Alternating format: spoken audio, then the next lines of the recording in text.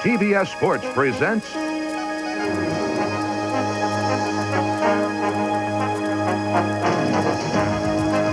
NBA Basketball, America's Game.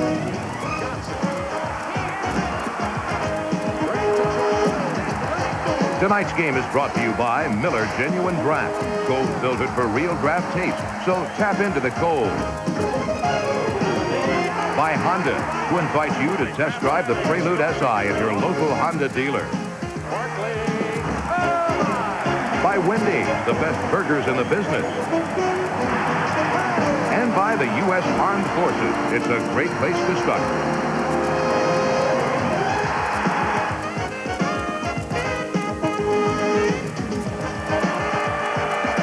Tonight, first-round action continues in an Eastern Conference best-of-5 series as round one of the NBA playoffs continue. From Chicago Stadium in Chicago, Illinois, it's Game 4 of the best-of-5 series between the Cleveland Cavaliers and the Chicago Bulls. If the Chicago Bulls win this game tonight, they will advance to round 2 in a meeting with the New York Knicks. If the Cleveland Cavaliers win tonight, it goes to a 5th game in Cleveland on Sunday.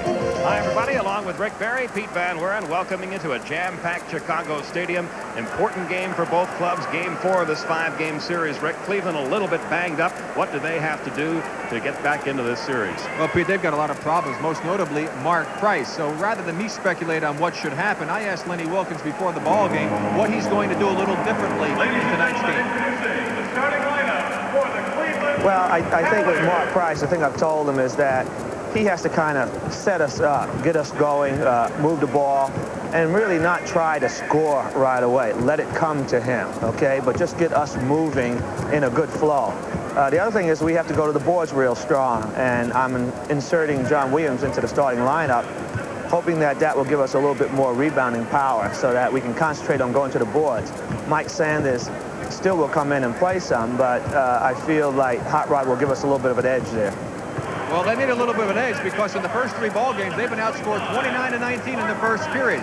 To counteract that, Doug Collins is going to try to keep the tempo of the game in favor of the Chicago Bulls. He doesn't want to have to go against the tough set half-court defense of the Cleveland Cavaliers, and they are going to make Mark Price work as hard as they possibly can make him work. And they also, Pete, have to keep the rebounding going. They've done a great job, especially Horace Grant. All the action just around the corner. This place going to be a madhouse tonight. Stay with us. We'll be back for all the action, but right now, back to our Atlanta studios and Craig Sager. Thanks, Pete and Rick. 5 teams from the Central Division made the playoffs this year, and all 5 are still alive. In addition to Cleveland and Chicago, Atlanta and Milwaukee are playing about 90 miles up the road. And in the stands watching, Detroit coach Chuck Daly, whose team plays the winner. We'll have live cut-ins along with an interview with Daly at halftime. Also tonight, Seattle is at Houston. We'll do our best to make you feel ubiquitous with the latest news from all 3 games. Stay tuned for Cleveland and Chicago.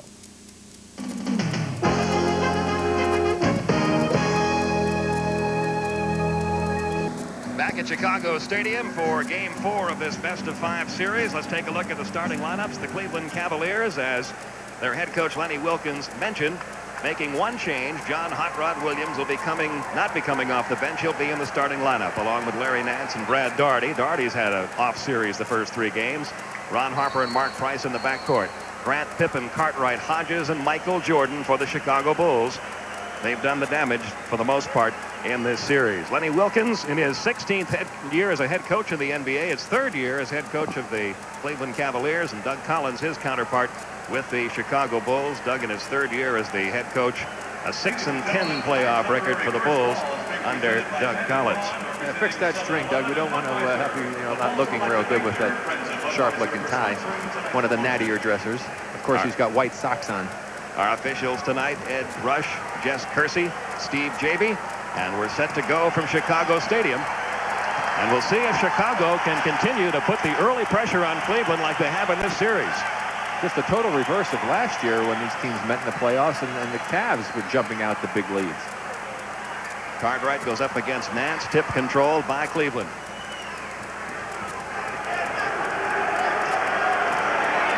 Jordan on Harper. We'll keep a close eye on Price early, see how that groin pull is affecting him. And the first 2 points of the night belong to Larry Nance and the Cleveland Cavaliers.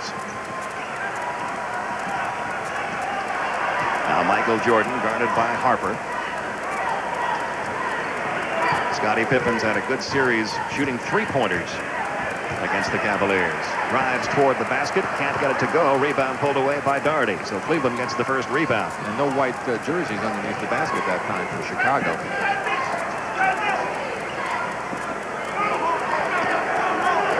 Cleveland up 2-0. Price will take the jumper. He hit only one shot from the field in game 3 of this series. Another Cleveland rebound. Nance pulls it away. Puts it up over Grant. Won't go for him. This time the rebound comes off the floor to Grant. Well, Mark Price already did what Lenny Wilkins didn't want him to do. He tried to take a very difficult shot, drifting. Hodges trying a three-pointer, comes up way short. Cleveland pulls away the rebound. Harper over to Price. Price almost traveled.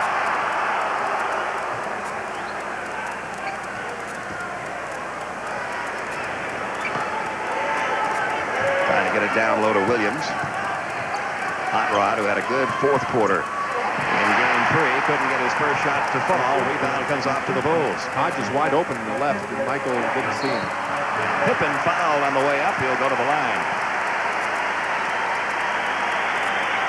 This is what the Bulls want to do, Pete. They really want to try and get the tempo of the game going at a much quicker pace and try to take advantage of the early offensive opportunities that they can get, especially with this big lineup in there for the Cavaliers. They really don't want to have to come down and set up against this. Scottie Pippen, who averaged 14 points a game during the regular season, he's averaged just under 16 a game in this series. Not a particularly good free throw shooter. Hits about 2 out of 3, both during the regular season and in this playoff series, hitting about 67%. Getting back to Mark Price for a moment, that first shot that he took, I think, was not the kind of shot that was advisable when you're struggling, having a difficult time. You just take your time, wait till you get a real good, easy opportunity. Don't make it any more difficult on yourself than you have to, and that's what Lenny wanted him to do, and of course, as we saw, he did not do that. Price, who did not play at all in the first game, scored 15 points. Steal by Jordan. Jordan goes coast to coast. Couldn't get it to fall for him. There's Grant with another rebound. Couldn't get that one to go. He pulls down another one and follows it home. Foul call before the basket, though. Brad Doherty fouled him before. That was a great block, though, by Hot Rod Williams, who came from the weak side to get a finger on Michael Jordan's first attempt. But then Horace Grant has been doing so much on the boards for the Chicago Bulls. Here's the penetration. Now as he comes up, here comes Hot Rod Williams going up. Now watch him get up. He actually got a finger on it, deflected the ball, but that penetration allowed Horace Grant to sneak in to get the offensive rebound because they had to pick Jordan up. So Doherty's picked up 2 quick fouls for the Cavaliers underneath Cartwright. Bill Cartwright with his first 2, and Chicago has the lead with 9.5 minutes to go in this first quarter.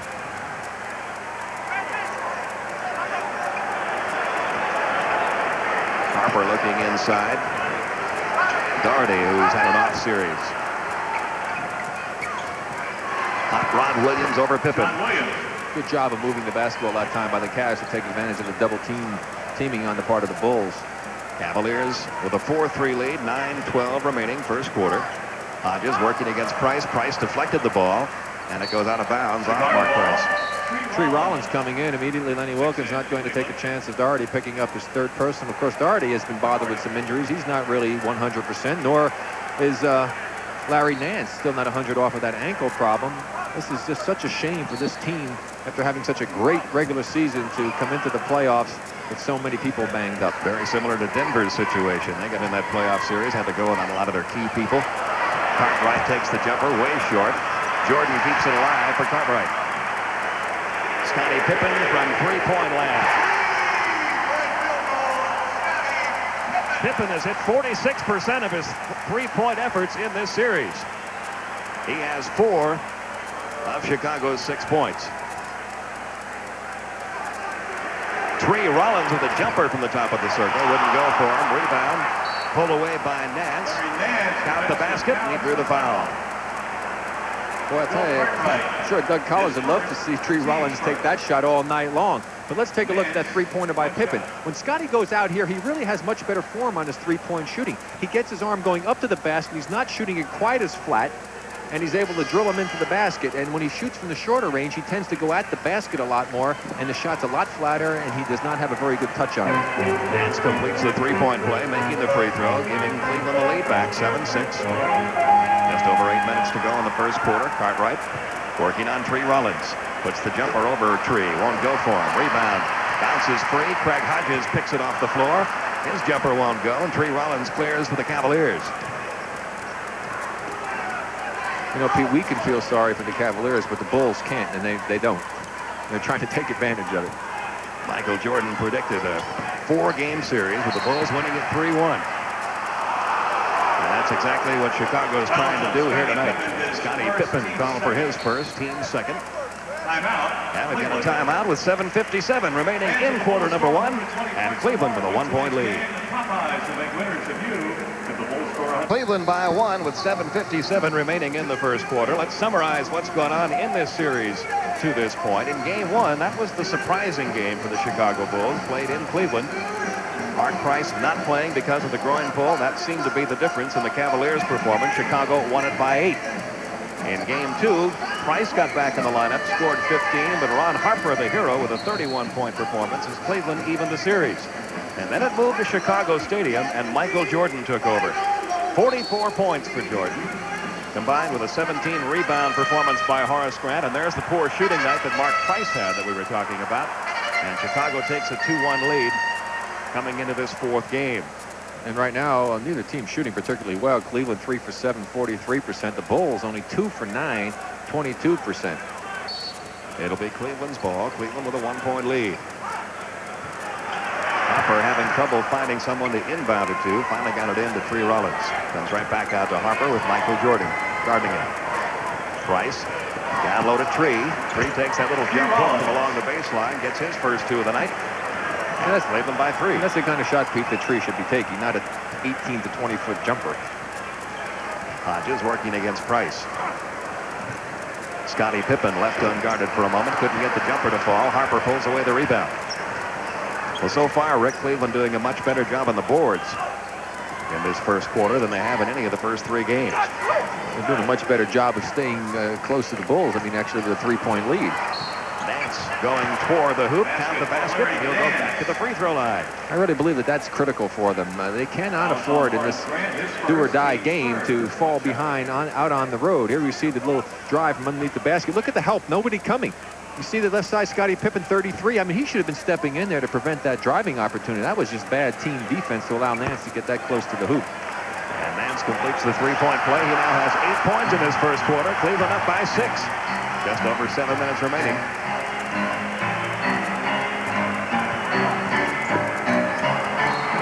Ball still belongs to Chicago. Nice defense by Harper to knock it away from Michael. Tough assignment to go to the basket against these 3 guys now, because Tree, even a better defensive player, of course, and shot blocker than Doherty. Michael working toward the basket, couldn't get that one to fall. It rolled around and out. Rebound comes off to Cleveland again. Yeah, but Tree made him change the shot. It's been 3 minutes now since the Chicago Bulls have hit a field goal. Price back outside to Nance. Nance has had the hot hand in this first quarter. That one wouldn't go for him, though. Rebound off the floor to Cartwright. Gives down to Pippen.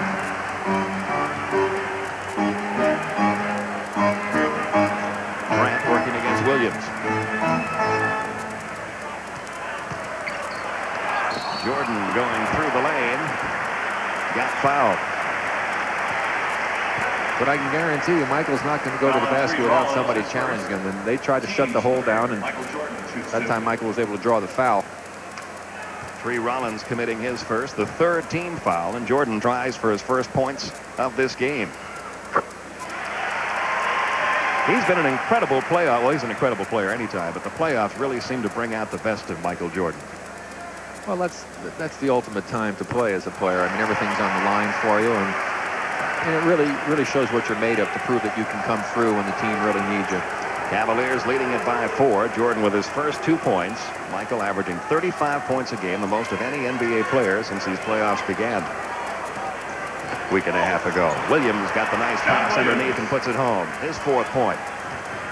And the Cavaliers build that lead back up to 6. Craig Hodges back outside to Pippen. Pippen for another three-point attempt. He hit 2 of them. You just watch the difference in his shot, Pete. That time he was directly in line with us. He shoots the ball so much better when he's out there at three-point range. That ball deflected on Price's shot. Nance working one-on-one against Pippen. Cartwright comes over to help out. Nance gets 2 more. Larry Nance now has 10 points. Cavaliers lead it by 5. The Cavs are doing a good job of getting their points inside, Pete. They're creating a problem for the Bulls. They're hammering it down in low, and that's where you win ball games. Michael Jordan puts it up over Harper. Wouldn't go for him. Rebound pulled away by Williams. Off to Price. Trying to get it down to Harper. Stolen back by Jordan. I tell you, a healthy Mark Price would have made the pass a dribble sooner. Craig Hodges' three-point effort won't go. Tree Rollins pulls away the rebound for the Cavaliers. Now Price brings it down for Cleveland. Harper sends it back out to Williams. Hot Rod Williams can't get the jumper to go. Cartwright clears for Chicago. Third rebound for Cartwright. Bulls down by 5. Cartwright thinking about taking that jump shot for a moment out near the top of the circle. Down to 6 seconds left on the shot clock. Jordan for 3. Wouldn't go for him. Grant pulls the rebound off the floor, puts the shot up over Williams. Boy, Chicago can't find a hot hand right now. And Cleveland with a chance to build that lead up to 7 points now.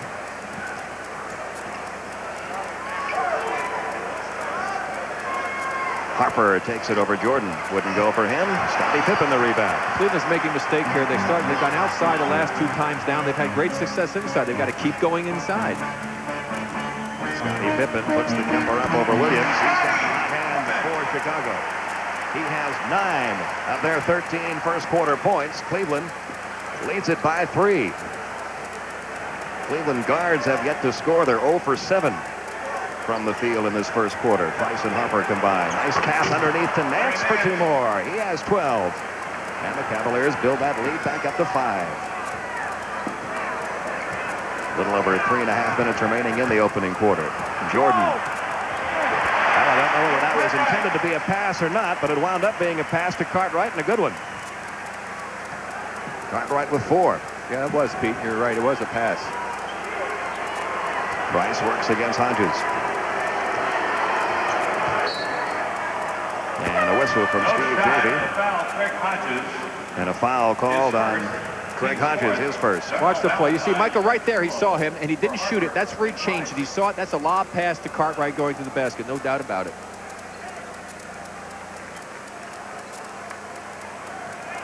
It'll be inbounded now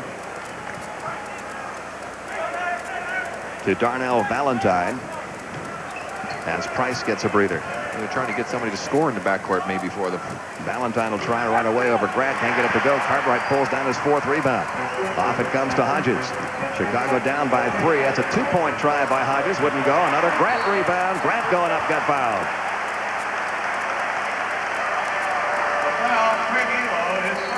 Craig Elo committing his first.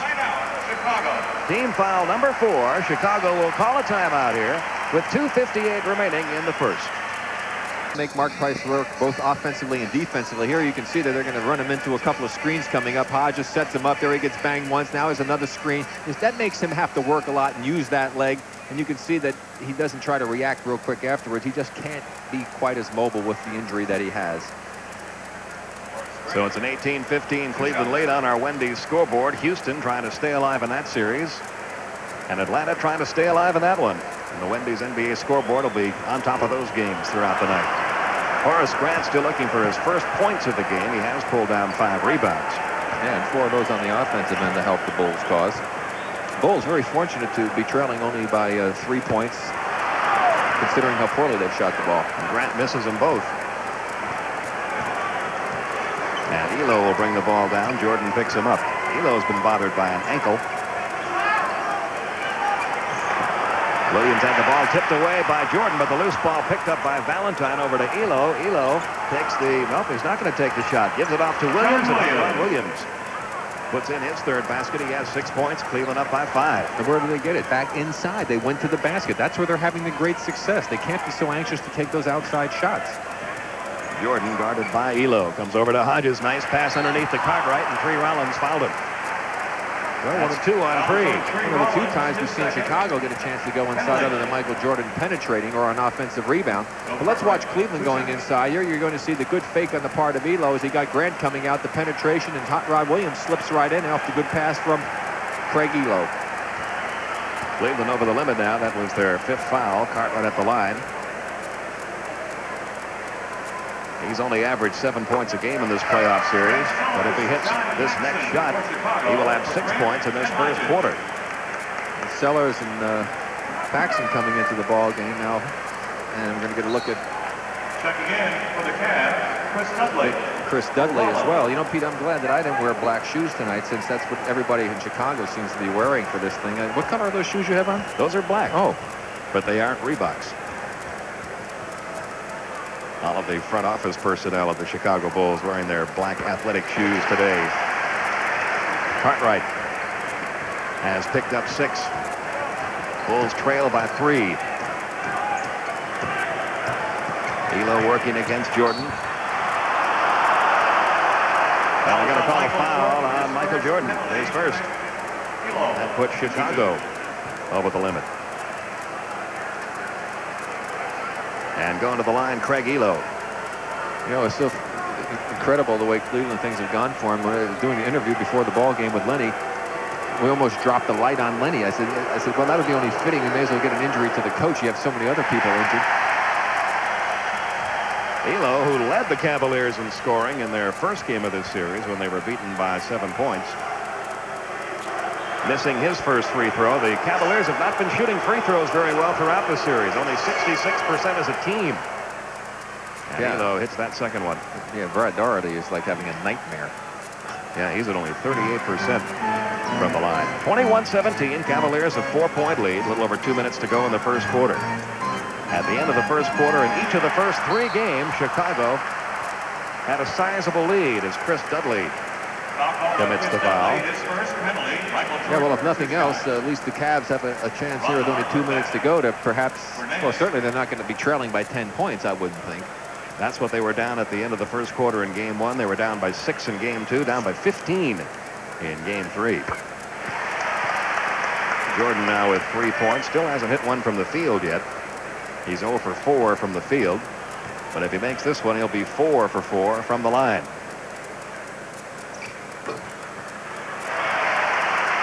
And it's a 2-point game with 2 minutes to go in the opening quarter. Less than 2 minutes.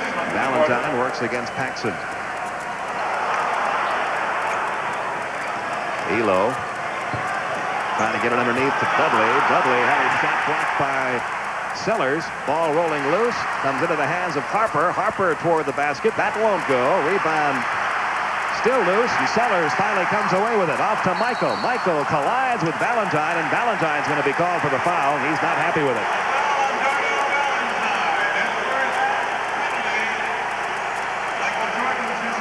And Michael Jordan will have a chance to tie it up here if he can hit these 2 free throws. Darnell Valentine out of Kansas. I do have to say I have a bit of a affinity Bit of for a Kansas connection there. Dave Corzine is checked in. Bill Cartwright gets a rest. He leads with 6 points and 4 rebounds in this first quarter. Jordan has averaged 35 points a game in this series. He's averaged 10 assists, and he's averaged 3.5 steals a game. Well, you saw the shot of Michael Jordan. He's just absolutely dripping wet with perspiration. Obviously working very hard out here on both ends of the court, as he usually does. This can tie the score if he makes it. We're tied at 21. Big plus for Chicago, Pete. Big plus, because they have not shot the ball well at all, and here they are in a tie ball game. Valentine brings it down over to Elo.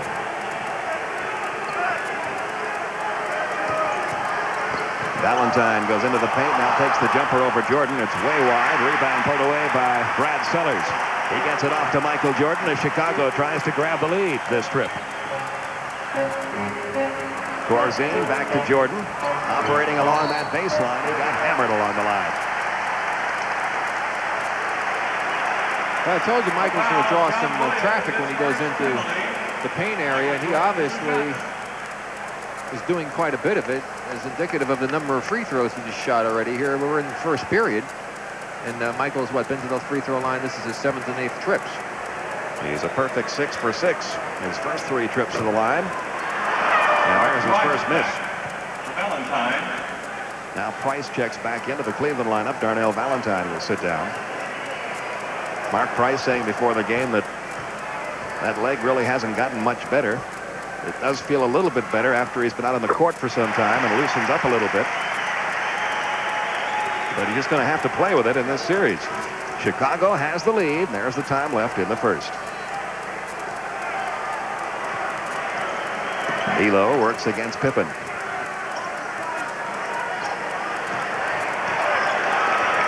Dudley working against Corzine. He traveled. The Cavalier turnover gives it right back to Chicago, and they can increase their lead here with 45 seconds remaining. Craig Hodges will check back in. And Michael Jordan will sit down. That's about the only breather that Jordan's going to get the last few seconds of a quarter early. Yeah, Doug Collins quickly, when they saw that dead ball, ran over to tell Craig to get in there so Michael could get this time plus the timeout. Plus the break, right. The quarter break. Hodges working against Harper. Sellers with Williams on him. Down to 5 seconds now on the shot clock. Good defense by the Cavaliers. Pippen had to force that shot, hit it high off the glass, and we have a loose ball foul called against the Bulls. Loose ball foul on Craig Hodges. Craig Hodges called for his second. Penalty. And Cleveland will have a chance to get the lead right back here. Price. At the line, Mark Price looking for his first points of the night. Now here's a guy, you can tell how the leg has affected him. He shot 53% from the field, only 20% during the playoffs. You can see his scoring average down about 10 points. Michael Jordan. Well, I guess we're wrong. Even from three-point land. Well, here comes Michael back in, surprising us. Well, he got, let me see, what, 24 seconds? And he still will get that break at the end of the quarter.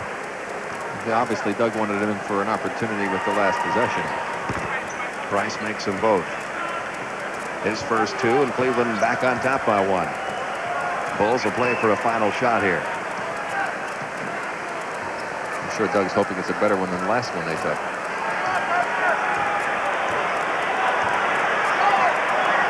Now Michael begins his movement.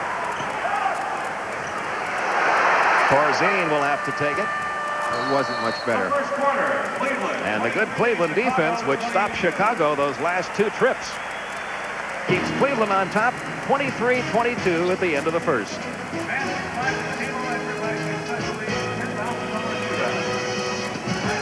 Game are brought to you by Honda, who invite you to test drive the CRX SI at your local Honda dealer. And by Reebok basketball shoe. When the new legends are made, they'll be wearing Reeboks. Back at Chicago Stadium, where Eastern Conference playoff action continues. Round 1 of the NBA playoffs drawing to its conclusion as we reach this weekend. And at the end of a quarter, the Cavaliers leading Chicago 23-22. And Rick, you said a couple of times in that first quarter how fortunate Chicago is to be that close. And as we look at our Minute Maid first quarter stats, that will be obvious. But play is resuming. We'll take a look at those stats in a moment. Chicago has really shot the ball poorly. Paxson, Corzine, Sellers. Craig Hodges with it now. Jordan getting a breather early in the second quarter as Corzine hits. His first 2, and Chicago has the lead.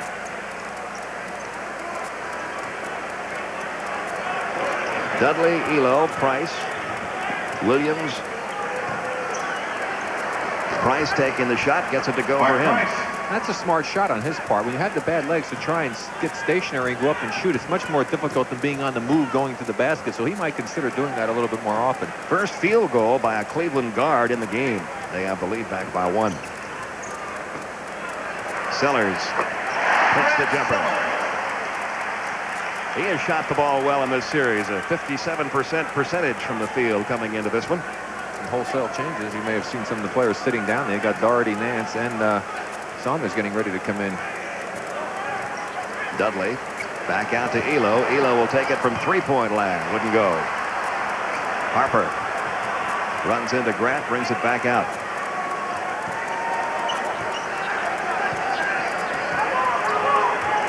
Gets it down to Elo. Elo and all that traffic back out to Harper, left unguarded for the open jumper. Ron Harper's first field goal of the night. And the lead goes back to the Cavaliers.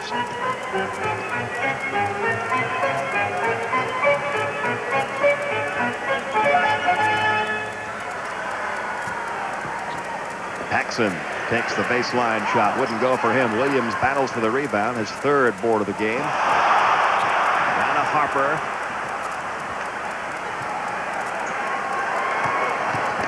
Elo thought about the shot, then tried to pass it off when the Chicago defense caught up with him. And now we'll take a look at those first quarter Minute Maid orange soft drink stats and look at the shooting percentage by Chicago. That's what we're talking about. You shoot 24%, and to be right in the ball game down one, you got to feel very, very good. It was the free throws by Michael Jordan that helped keep him in there, and the rebounds, of course, you see that even on both parts of the team. Plus, Chicago didn't turn the ball over. We mentioned that Price and Harper have hit their first field goal. Chicago guards collectively are now 0 for 9 from the field. Grant working inside. Gets his first 2 points of the night. And the Bulls back on top by 1. Harper. Fouled on the way up. Foul is on Dave Corzine. His first. Corzine committing his first. Team's first of the quarter.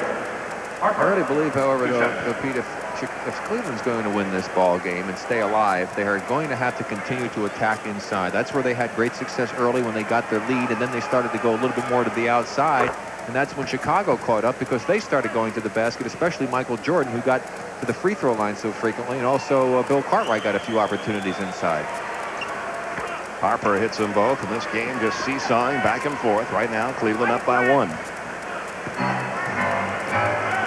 A little over 9 minutes remaining in quarter number 2.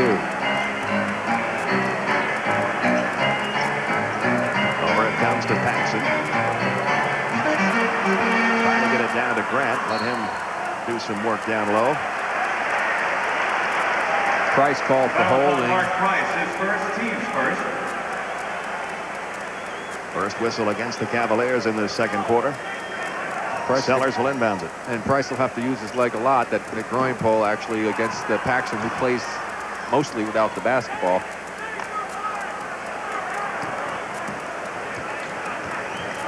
Of course, now with Michael out of the game, he has to do a little bit of point guard work. Nice pass. Hodges underneath to Sellers, and Sellers converts. Bulls lead 30-29 with 8:50 remaining in the first half. Nance, who had a hot hand early, continues. He has 14 points in the ball game. And the Cavaliers are back up by 1.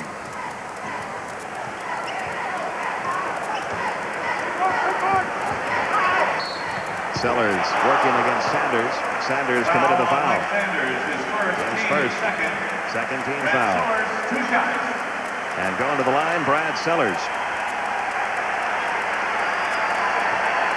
On our scoreboard, Atlanta still leading Milwaukee in that second quarter, trying to stay alive against the Bucks. Well, Moses Malone predicted a victory. He said he was bothered by the stomach virus in game number 3. 5 points in this second quarter for Brad Sellers.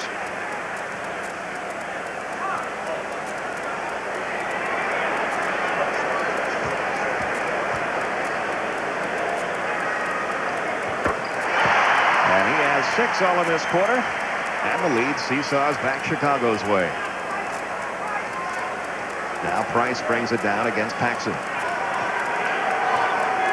Cartwright getting ready to check back in the Chicago lineup. Sanders working against Sellers. Sellers blocked it, but it comes right over to Doherty. He can't get the shot to fall. Sanders the rebound and follows it home. Mike Sanders getting his first points of the night. That's what Lenny Wilkins said his team needed to get on the boards a little bit more, especially the offensive boards, and they've done a much better job of that here this evening. And you saw in that first quarter, the rebounds were dead even at 14 apiece.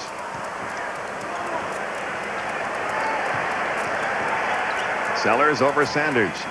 Wouldn't go. Another Cleveland rebound. Harper coming away with it. There have been 10 lead changes in this quarter alone.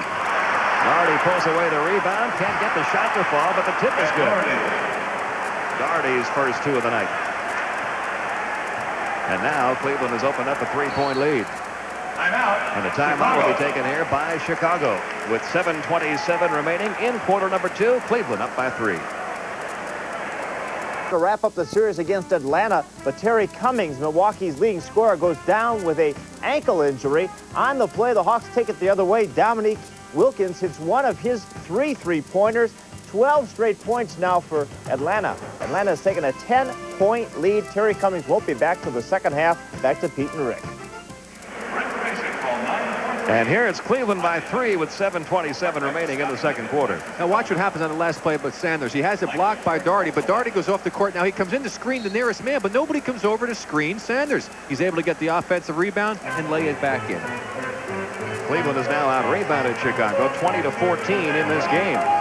Michael Jordan back in there for Chicago, takes the shot over Sanders. He is still without a field goal, but Bill Cartwright has scored 8 points in the ball game to bring Chicago back to within 1. And that upset Lenny Wilkins a great deal to see Cartwright have such an easy time of tipping that one in. That's 7, at least, well, they had 6 offensive rebounds in the first period alone, Chicago did. At the conclusion of tonight's game, Rick and I will be selecting the Miller Lite player of the game. Nance looking inside for Doherty. Doherty puts it up over Cartwright. He has not been able to find the shooting touch, but there's Sanders with another offensive rebound, resulting in 2 more points. Cleveland by 3. Jordan trying for his first field goal. He has now missed a half dozen from the field. And Cleveland can now open up a 5-point lead. Doherty. Well, he is really having a rough time of it offensively. Pippen works against Sanders.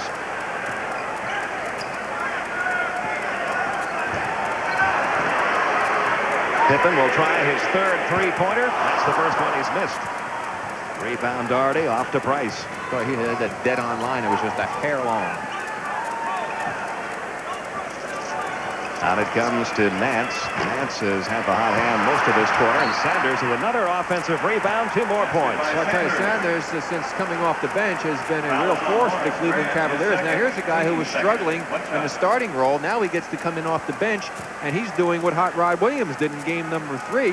Here's the flat shot. You can see how flat that shot was. The long rebound, as you see, Scottie Pippen had released and didn't screen his man off. Sanders wisely tracks it down, gets fouled, will go to the line. That's a perfect example of why you should screen your man and not just release for the ball.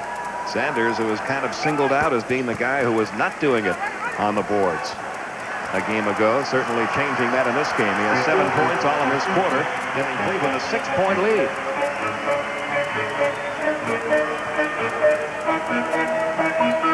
Grant down to Cartwright. Cartwright into the paint. Shot blocked by Nance. Ball is loose in the corner, trying to save it inbounds. Scottie Pippen. But he went out of bounds. Ball goes back to Cleveland. I think that last play, Pete, was an indication of how Brad Doherty's not really feeling all that well. He did not move very well laterally that time. He's not the fastest guy, but boy, he was really slow on that one.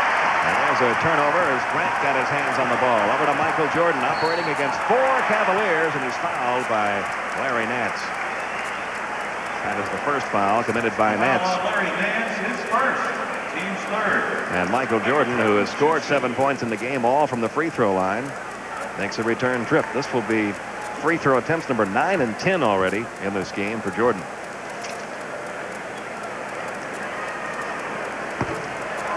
And he's now missed 2 of them.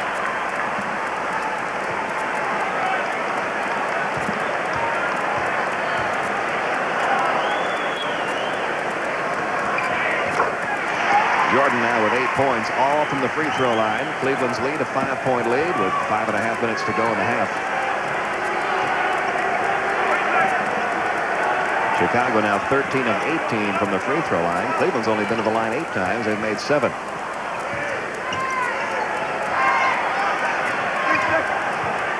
Down to 5 seconds left on the shot clock. Nance going up, got fouled.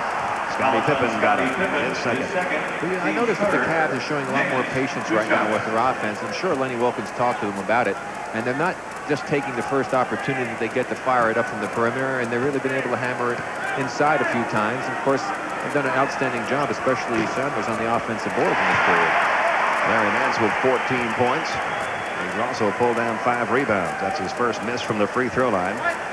There's what he did during the regular season against the Bulls when Cleveland won all 6 of the games in the season series. Nance misses them both. Grant pulls down the rebound. Now Chicago still shooting only 31% on the night, but down by only 5 can get back to within 3 points.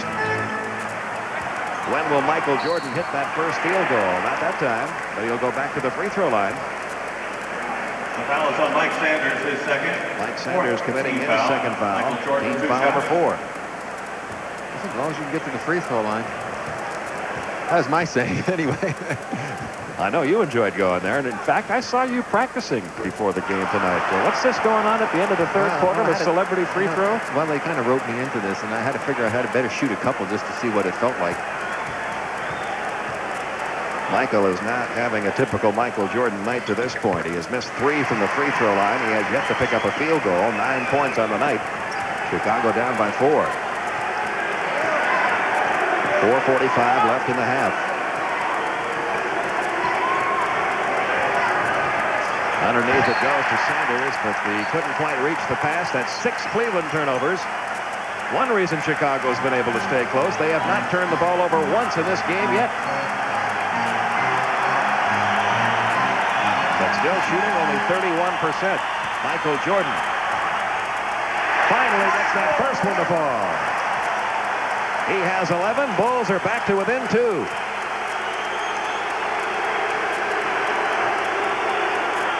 Price going against Hodges. And the foul goes against Chicago.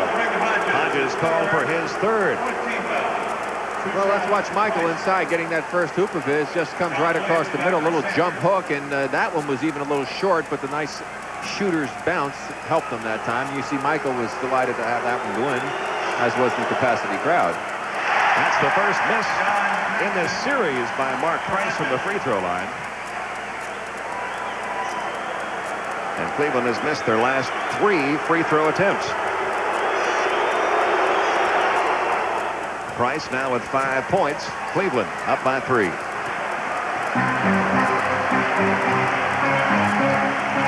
Jackson brings the ball down for Chicago over to Michael. Trying to get it inside to Pippen. Pippen lost it, but Grant saves it back to Michael Jordan. They've only got about 8 seconds to work with on that shot clock. Down to 5. Cartwright puts the hook in. Well, Cartwright with 10. And Chicago back to within 1. 3:45 to go in the half.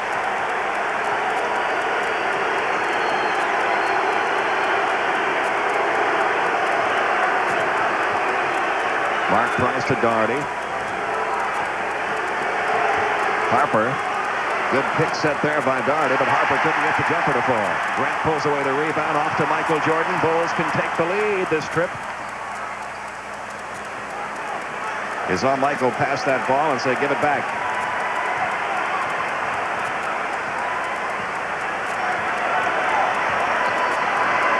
Down to 5 seconds now on the shot clock, and Jordan is going to go back to the free throw line. The foul, Ron Harper. That's his first. Harper committing his first. Cleveland over the limit now. This is shades of the old days, seeing the guy get to the line this often. Michael Jordan. 12 free throw attempts already. Numbers 13 and 14 about to take place. And if he cans them both, Chicago will be up by 1. I remember in the old days, the driver really got protected. I think in my first few years in the NBA, I averaged about 12, 13 free throws a ball game. That's a lot of free throws. Well, at this pace, Michael Jordan's going to shoot about 30 tonight. He makes them both. 17th lead change in this first half as Chicago back on top with 3 minutes to go in the half.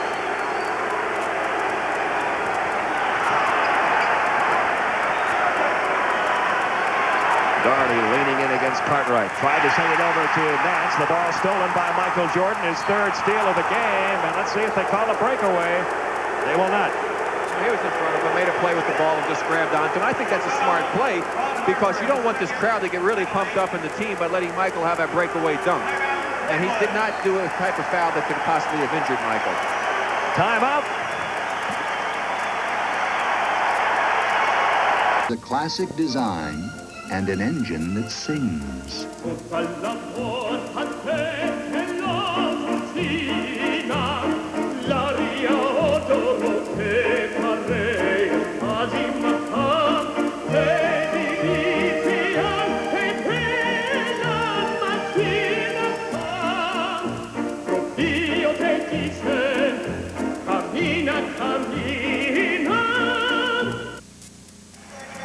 And here are our Honda leaders. All the publicity gained by Cotton Fitzsimmons and Don Nelson for the great jobs they did with their ball club. Let's not forget how the Cleveland Cavaliers moved into the upper echelon of the NBA this year, Rick. Well, they did a great job. Lenny Wilkens proving once again that he certainly is one of the premier coaches in the NBA, but a very frustrated man right now. And I think that he would like to see Brad Daugherty snap out of things. Brad has really been a non-entity in this series, and they really need him to come alive if they hope to stay alive themselves.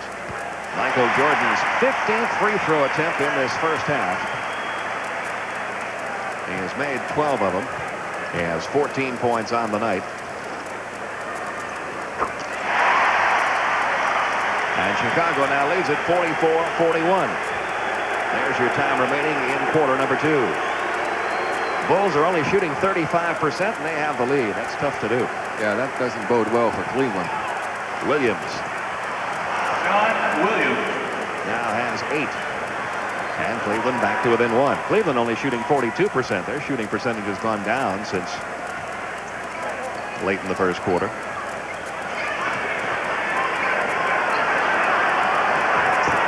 Grant underneath to Michael. From Grant.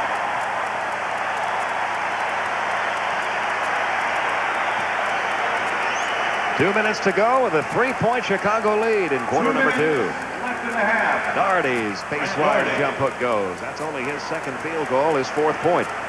Cleveland back to within 1. Well, they need that from him. Get it inside. Don't waste any time. Go to the offense. Try and get yourself on track.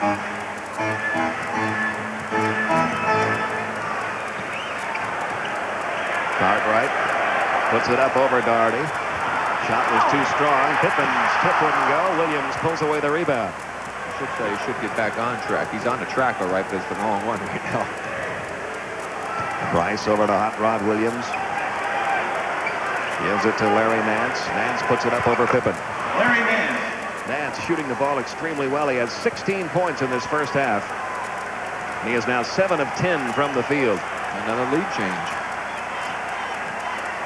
Just over a minute to go in the second.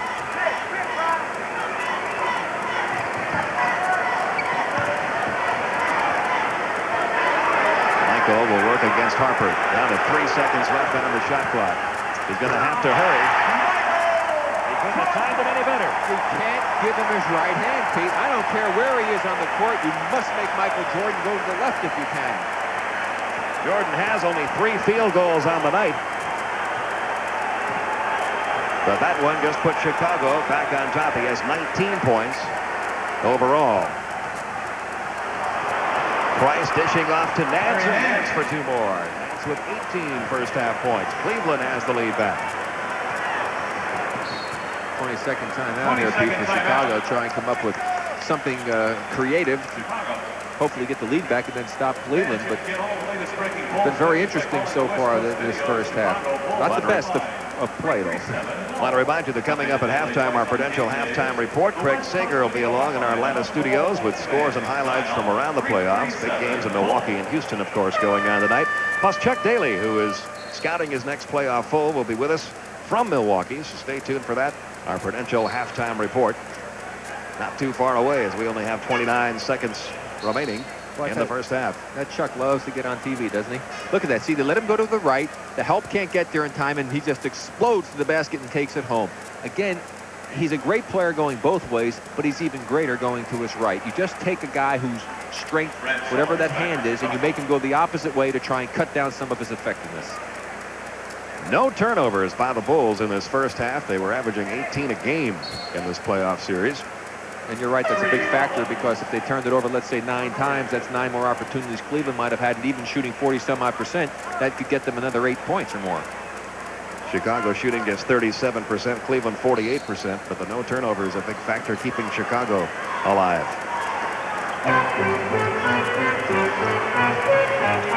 Paxson working against Price. Looking for Michael.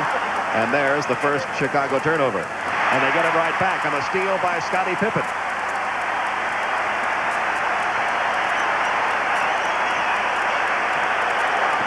Price comes out on Jordan. Will they get the shot off in time? It would have counted had it gone, but they weren't able to work for a very good shot there in those final few seconds. 3 times, Pete, that's happened to them this game. They didn't get good shots. We're at halftime. The Cleveland Cavaliers trying to survive, up by 1.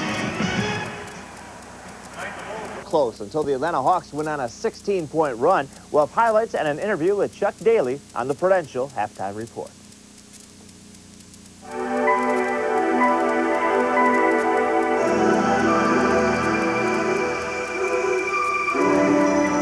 The shape is distinctively advanced. The cockpit designed for comfortable travel over time and distance.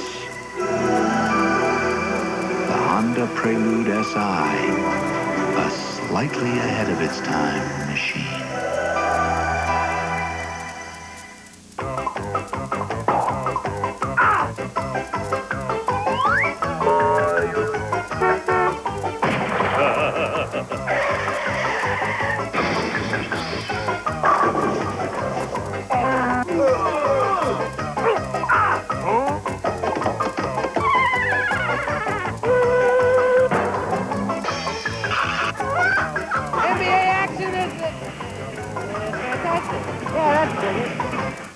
Billy is just bad.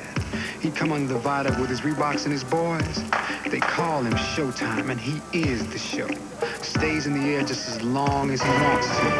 Once, he raised on Big Town. I mean, straight up, and just hangs there. Then fires this sweet jumper. Spreads his arms, and I believe he said, I shoot like a god. Right in Tim's face. When the new legends are made, they'll be wearing Reeboks. The Prudential Halftime Report is brought to you by the companies of the Prudential, meeting your needs in investments, insurance, and real estate. Come to the Prudential and build your future on the rock. Welcome back to the world headquarters of Turner Broadcasting. With aspirations of an NBA title, a third-place finish in the Central Division was disappointing news for Atlanta Hawks fans. Now on the verge of being eliminated by the division's fourth-place team, over 5,000 tickets remain for Game 5 on Sunday, if there is a Game 5. Meanwhile, Milwaukee's Dale Harris with his decibel meter measuring the noise of 10,000 kazoos, 18,000 people. But rather quiet when Dominique Wilkins hits one of his 3 three-pointers. Meanwhile, Terry Cummings got knocked down by John Koncak. Winning the locker room, has not come back into the game yet. Jay Humphreys to Larry Kristoviak. The Bucks had a 3-point lead late in the first quarter, but that was erased by this 3-point shot by Doc Rivers at the buzzer, beating the clock. That ignited Atlanta. Going into the second quarter, shortly after the clock started in the second quarter, the Hawks scored 16 consecutive points. The Hawks took a commanding lead. It is now 13, 58-45. They have just gone into the locker rooms for halftime. Meanwhile, Seattle and Houston, there's the body count between Houston and Seattle. 16 technical fouls, 2 ejections, 2 broken noses. Meanwhile, off the missed shot, Otis Thorpe gets the rebound, runs the fast break with himself, gets 2 of his 11 points already in the game. Meanwhile, Seattle's Dale Ellis with a broken nose, but no longer a masked man. He has 9 points in the game. He cuts into Houston's lead. And then time winding down in the quarter, Derek McKee to Olden Polynice. And they get the basket right there. Seattle and Houston separated by just 2 points at the half. One of 5 teams to sweep into the second round is Detroit. We'll talk with Pistons coach Chuck Daly on the Prudential Halftime Report. We go above and beyond just like you, above and beyond what we have to do. I'm a Prudential representative. When I talk to people about CDs and mutual funds, they're surprised at the wide range of investment opportunities I can offer. You work hard, so do we, to make what you've worked for a reality. The Rock, the Prudential, above and beyond.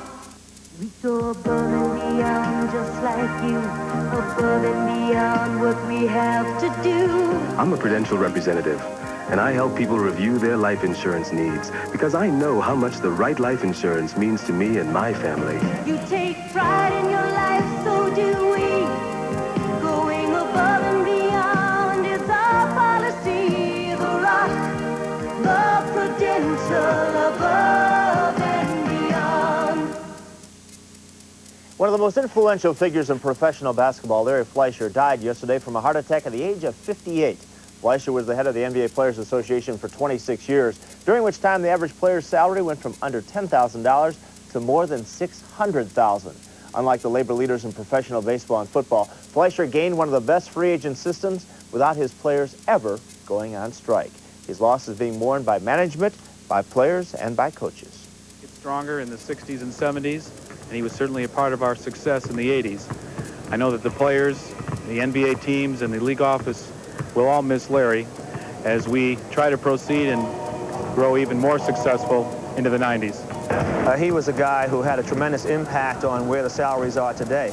I really don't think the young players fully realize what he did to get the benefits and the salaries that the players enjoy today to where they are. He was just a fantastic person, and basketball, the people will certainly miss him.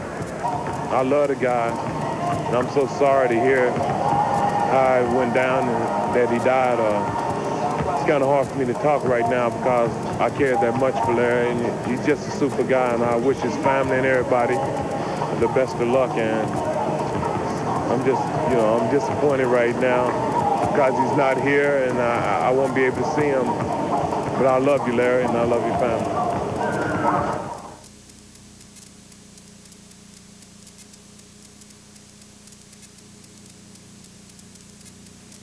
Attention, all men with noses. Schick brings you the Slim Twin Disposable. It's 28% slimmer than Good News to give you a close shave even in hard-to-reach places. The Schick Slim Twin, preferred by men who have noses.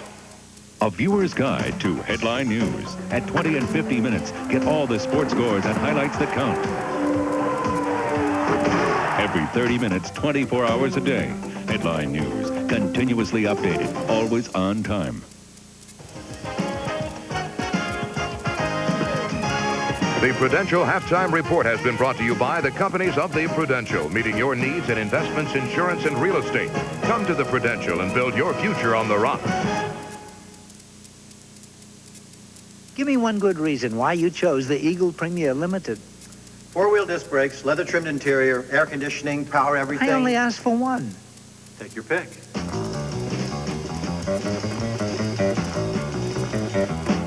In 5 seconds, tell us about the four-wheel disc brakes on your Eagle Premier Limited. Okay, I'm driving. A tree falls in the road. I'm getting closer and closer and closer. Sir, you're going to have to stop. My point exactly.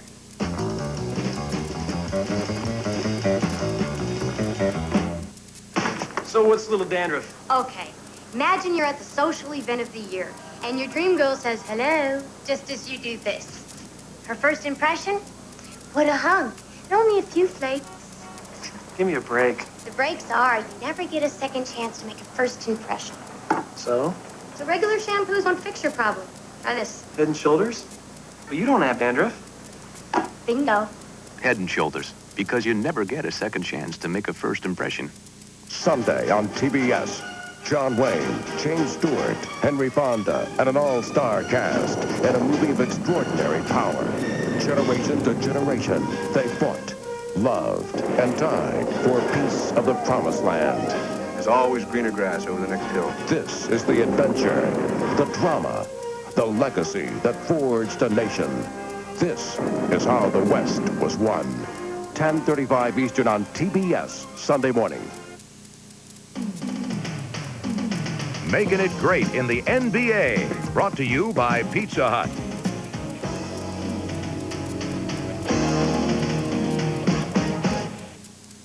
As we told you, Chuck Daly is in Milwaukee watching the Bucks take on the Atlanta Hawks. His team plays the winner. He's on his way down to courtside. We hope to have an interview or at least talk to him later on tonight. Meanwhile, that series has been decided in the game so far at the free throw line. The Milwaukee Bucks are the best free throw shooting team in the league, in fact, in history, shooting 82% over the season. Whereas Dominique Wilkins from the Hawks, we showed you he had 3 3-pointers tonight, but he's just 2 for 6 from the line. Making free throws isn't as easy as the charity toss might seem. All Larry Wright needs to do is make one and the ball game is over. Scott with 5 seconds Big left. free throws here. Scott's got to make this free throw. What pressure on Michael Adams must hit the 2 to tie it. With the game on the line, the walk to the free throw line is a journey into fear. From those who struggle to find their shooting touch, to those who never seem to lose it, it's a constant battle of mind and will. When I'm on the foul line, when I'm on the court, being in Madison Square Garden in front of 20,000 people, down 1 point, 5 or 6 seconds ago with 2 shots, I know it's going to go in. I know that I'm going to hit this basket. Man, when you go up there to the free throw line, you are by yourself. And that seemed like the easiest shot in the world to make. But, man, pressure is unbelievable when you go up there because it's like, oh, I have to do this. Malone, a fair free throw. He leaves it cold. Both centers have fouled out. He made it, and it's 106-105. Pressure, pressure. Can you take the heat, boy? I want to know. I love pressure. Pressure, pressure. I don't want to make you sweat, baby, but you don't even know what pressure is. We haven't got started yet. In the '87 All-Star Game, the pressure started for Orlando Blackman at the end of regulation with 2 free throws to send it to overtime. Well, in that situation, you have to just make sure, and again, calm down. I think all my teammates and everybody's running around you. You're trying to make sure that you understand that you still have a job left to be done. And when I went up to the line, I was a little nervous, so I took another deep breath and just said confidence, confidence all the time. You've done this before, you've been here before, and you've been successful, so go for it. And I look at the basket and hit the free throw.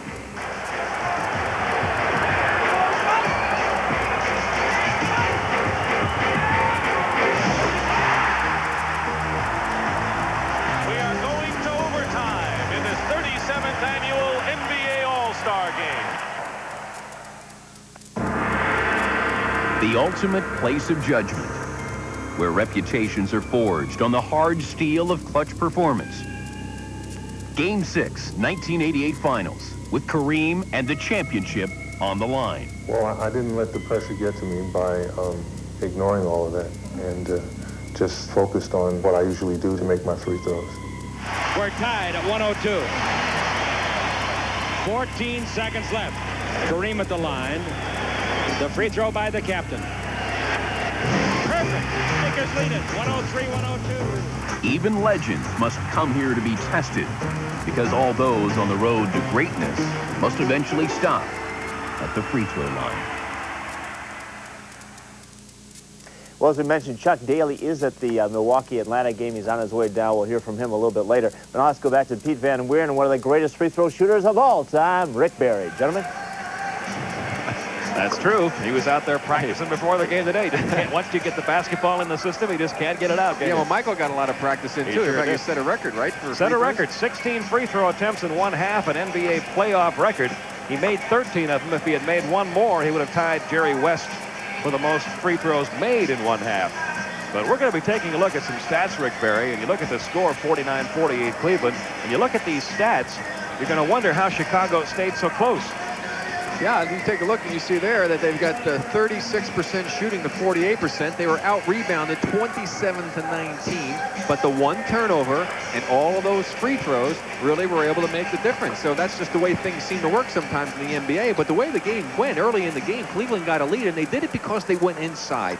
Here, Larry Nance gets the ball against Scottie Pippen and just goes ahead and powers his way inside, banging away against Scottie Pippen, a good fake, and then he just leans in and makes a tough shot. Nance had 18 points in the first half, a big half for him, and that helped the Cavs cause quite a bit.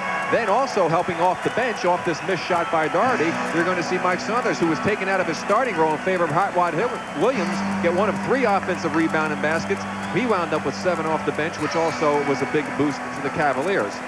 Then it was the man, Michael Jordan. Here you see him. They're going to give him the baseline. Now look at, you see Williams comes over. He tries to go to the top. That leaves the baseline open. Good screen off that time by Grant to let Michael take it home with 1 second remaining on the 24-second clock. One of the few times Michael was able to get all the way to the basket without getting fouled.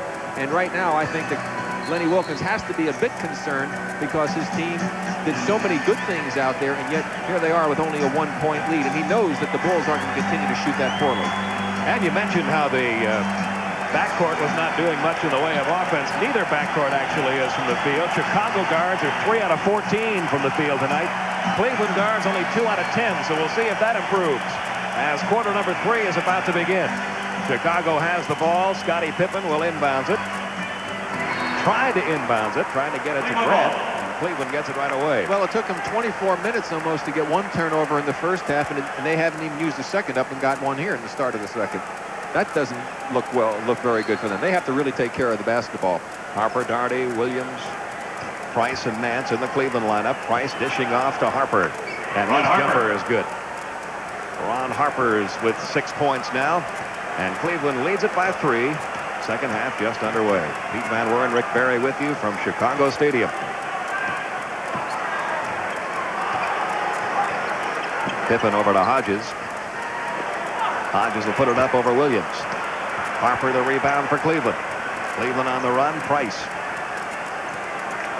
He'll slow it down now, run the offense. Daugherty cannot get his shot to fall tonight. He's not been able to get it to fall this entire series. Chicago's break. Michael Jordan. And the foul.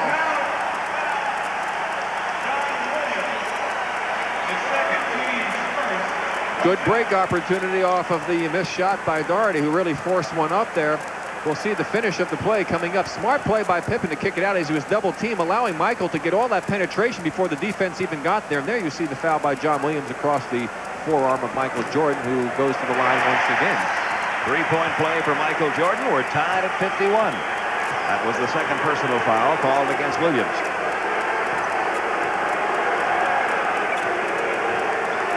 Nance, who had a big first half with 18 points.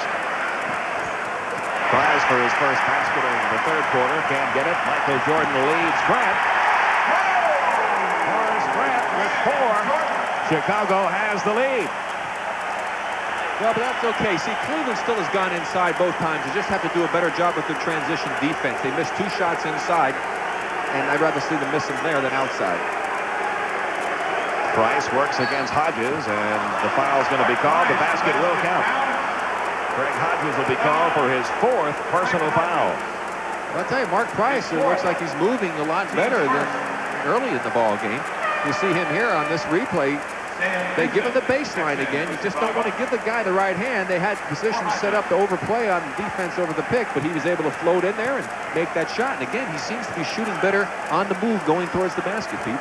Hodges picking up his 4th foul. He'll have to sit down for a while. Sam Vincent checks in for the first time tonight. 3 points for Mark Price in this half. 6 points for Price in the game. Cleveland up by 1. This has been a war. Pippen underneath. He has 11. Chicago back up by 1. Price stops and fires, and he looks a lot looser, doesn't he, Rick? He sure does. I don't know what happened to him at halftime, but he's sure come out moving much more aggressively on the court. Cleveland by 1. Price with 5 points in the quarter, 8 in the game. Michael Jordan over Harper. That's the first good shot that he's made in this ball game as far as having some good form and looked like he had good rhythm on that one. 24 points now for Jordan. Bulls back up by 1.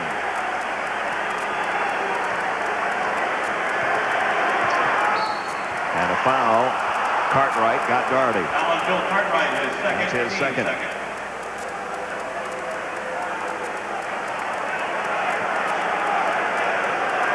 Harper will put it in for Cleveland. Or will he? Nope, it's going to be Williams instead. And it comes to Daugherty. Price takes another one, hits another one. That hurt him. He shot that ball, and when he went back, you can see the pain on his face after the shot. And let's hope for Cleveland's sake that he didn't re-injure that groin pull. 7 points in the quarter for Price, 10 in the game. As you can see, he's playing in a lot of pain. Cartwright kicks it out to Vincent. Vincent will take his first shot of the night. Won't go for him. Rebound pulled away by Grant. He had it and lost it out of bounds. So Cleveland gets it.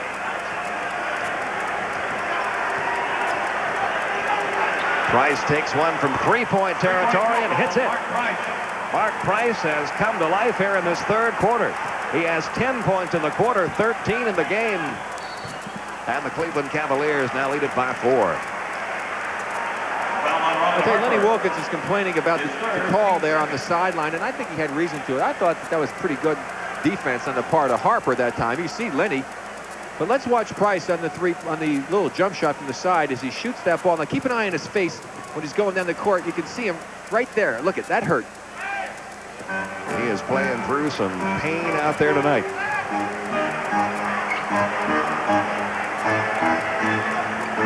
Over to Michael, who was thinking about putting it up. Now does over Harper. And hits. Right now it's a shootout between Mark Price and Michael Jordan. Jordan with 26 in the game. Cleveland, though, still with a 2-point lead. 8.5 minutes to go, third quarter. Harper down to Nance, and before the shot was taken, a whistle. Scottie Pippen. He was called for his third. Well, you notice, though, other than Price, the Cavs are really trying to hammer that ball down inside. They sure realize that they had a lot of success early in the game with that strategy. Harper with the ball. Jordan comes out to guard him. Comes over to Price. They're trying to free him up while he's got the hot hand. He sends it across to Williams. Back outside Harper. Harper double teamed into hot rod Williams. His shot was blocked by Cartwright. Bulls on the run. Michael Jordan.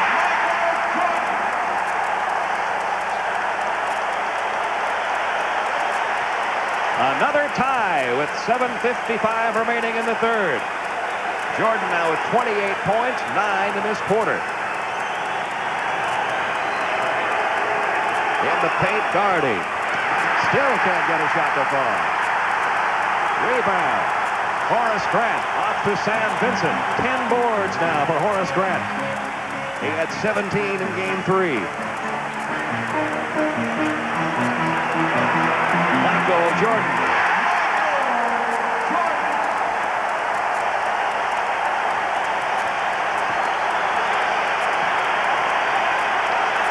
Chicago by 2, just over 7 minutes remaining. Mark Price finally missed one. Cartwright the rebound. Outlet to Vincent. 3-on-2, Chicago break. Vincent's going to back it up now to Pippen.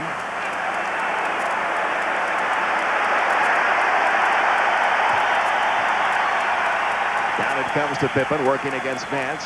Out to Grant. They're down to 5 seconds left to shoot it. Vincent against Price. He stepped on the line. Ball goes back to Cleveland.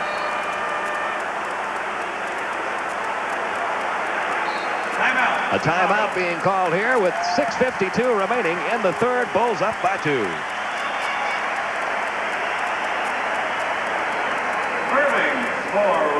Been seesawing back and forth all night. Right now, Chicago leading it 63-61 with 6:52 remaining in the third. 2 other very big games going on tonight in the NBA, and our Wendy's NBA scoreboard will update you on those. Atlanta with a 13-point lead over Milwaukee as the Hawks try to stay alive. Seattle and Houston deadlocked in the third. A win by Seattle, and that series is over. And if Seattle wins that one, they have a date with the Lakers. The Golden State Phoenix matchup already set. And we'll have another playoff doubleheader for you Tuesday night, an Eastern Conference semifinal game first, followed by a Western Conference semifinal game. Check your newspapers for the exact schedule over the weekend. And here we go, Cleveland down by 2. Pete Van Weren, Rick Barry with you from Chicago. You can see how this game has gone back and forth. 26 lead changes. We're only in the third quarter. Cleveland shooting 50%, 5 of 10 in this quarter. Chicago 78%, 7 of 9. And Mark Price has found his shooting touch again. He now has 12 points in the quarter, 15 on the night, and we're tied again.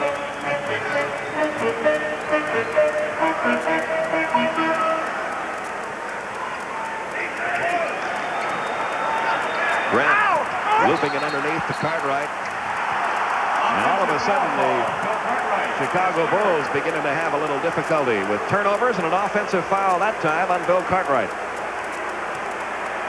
That's his third personal.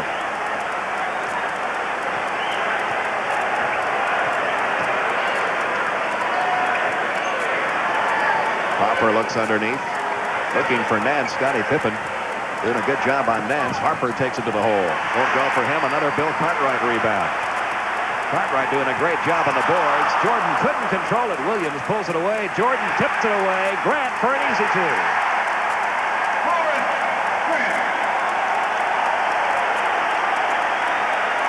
Michael going up to Sam Vincent saying, good pass, Sam. That was my fault. And a big turnover for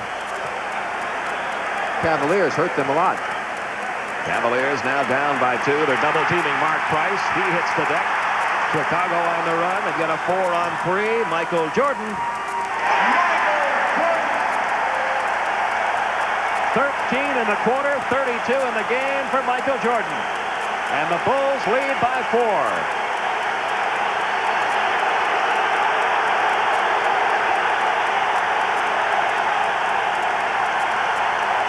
Harper.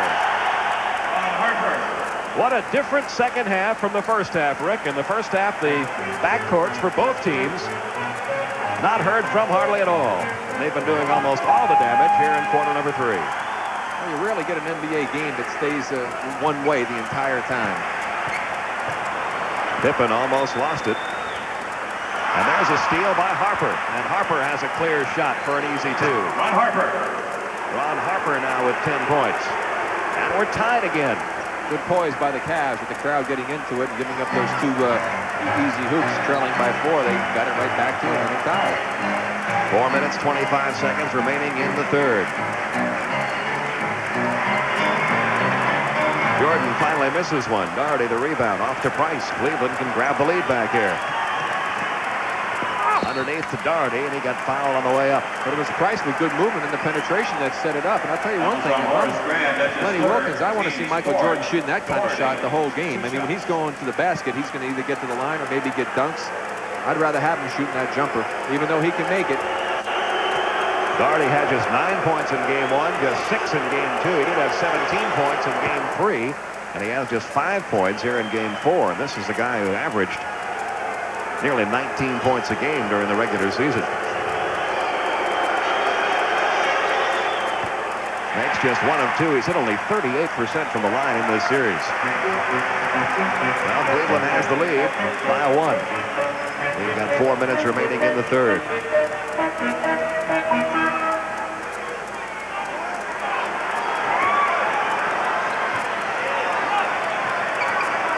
Grant almost lost it. Puts up an awkward shot, and the rebound pulled away by Doherty. He does have 9 rebounds tonight, Brad Doherty. Cleveland on the run. Harper will not get the basket to go, but he will go to the free throw line. Michael Jordan committing his second. Well, I'll tell you, Pete, the hockey season's still going on here in Chicago, isn't it? It certainly is. They still have the ice down here awaiting the Blackhawks and Calgary Flames game 3 of their series. They've got a little rubber mat that we're sitting on covering that ice, and it's soaking through our shoes. Got the cold Tootsies tonight. Harper, that's the first one. There you can see the ice. There's a little rug there, and that little rubber mat, that's what's underneath the feet here. And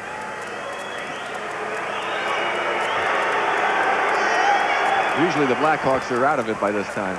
Harper now has 8 in the quarter, 12 in the game. Cavaliers have stretched that lead down to 3 points. We should have won. Nobody's been able to pull away tonight. We should have worn our sneakers.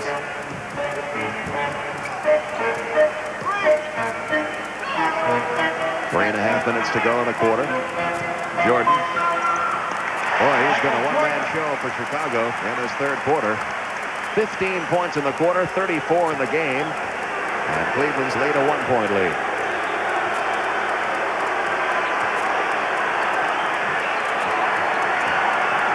Price looking for Doherty. Doherty sends it across to Williams. Williams is going to be called for the offensive foul. His third. He has not been the factor tonight, Rick, that he was in game 3. Well, you know, some guys really play better when they come off the bench. It's really strange how you can get a mindset and you can respond to certain situations and not to others. Pippen had the ball tipped away by Nance, gets it back. And they give it to Michael. And Michael delivers. Like he usually does. 36 for Jordan. Another one about playing coming off the bench, Pete, is that you have a chance. The other players are a little bit tired. You get a chance to see what's going on, and sometimes it can be an advantage for you. We might have seen that happen to the Utah Jazz when they started Thurl Bailey in games 2 and 3 of their series. Nance can't get it to go. Chicago with a 1-point lead. They've got the ball back. Michael on the run again. Another jump shot. Another 2 points. He has 38, and he has taken this game over. Lenny Wilkins wants to talk about it. Timeout, Cleveland.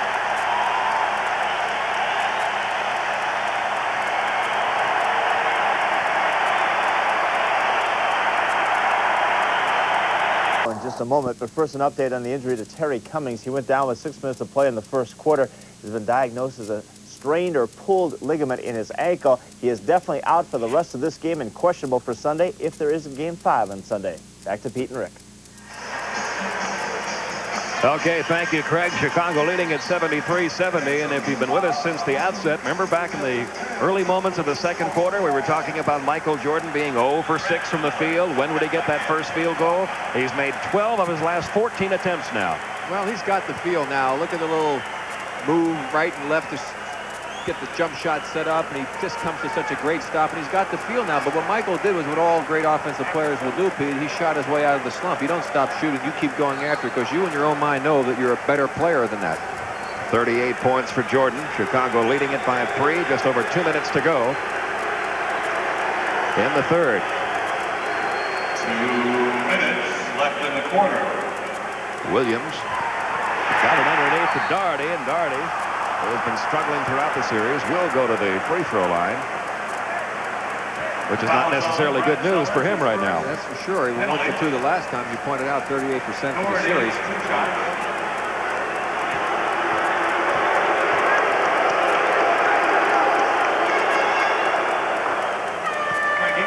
He now has 6 points, 2 out of 3 from the line. Craig Elo checks in for Ron Harper.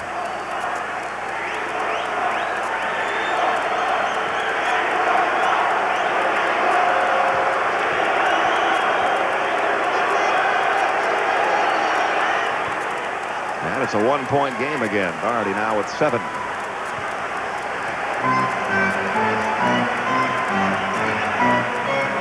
Sam Vincent. Over to Brad Sellers. Almost threw it away. Price almost got the steal. If he was 100% healthy, he may have gotten that steal. Vincent left open along the baseline. Catches it. His first 2 of the night. Chicago by 3. And Vincent will be called for a foul in the backcourt. His first. That's a penalty, however, against Chicago. The Cavs still have a foul to use in the last 2 minutes. They only have 2 team fouls. And Mark Price, who's played a gutsy game here tonight, will go back to the free throw line. Paxson getting ready to check back into the Chicago lineup. John Paxson in for Michael Jordan. Michael Jordan gets a breather. He has scored 19 of the 27 points scored by the Bulls in this third quarter.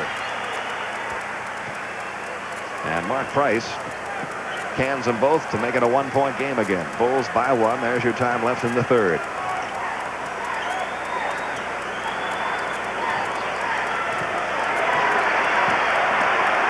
Sellers. Blocked and stolen by Nance over to Elo. Now Cleveland can grab the lead.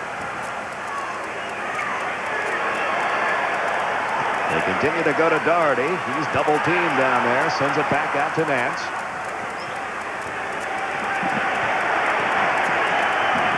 Down to 5 seconds left on the shot clock.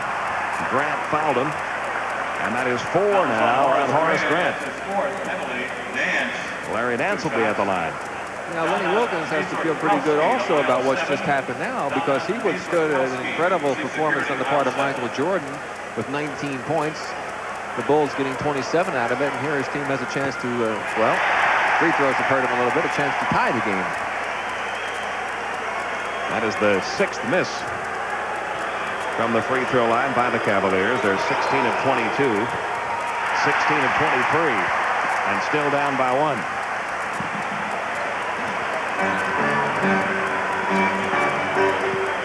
Final Final minute of quarter number 3.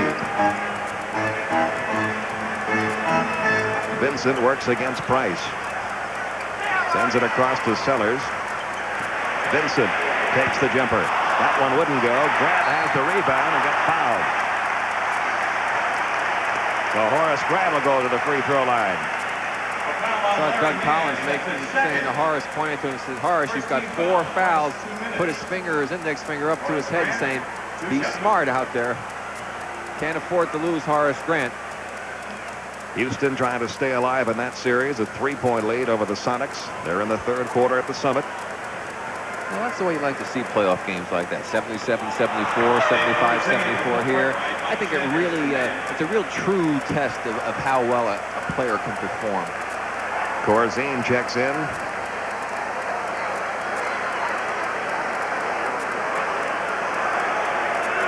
Horace Grant now 0 for 3 from the line. As you see, he's done a good job on the boards again. He had 17 rebounds in game 3. Has 13 more tonight.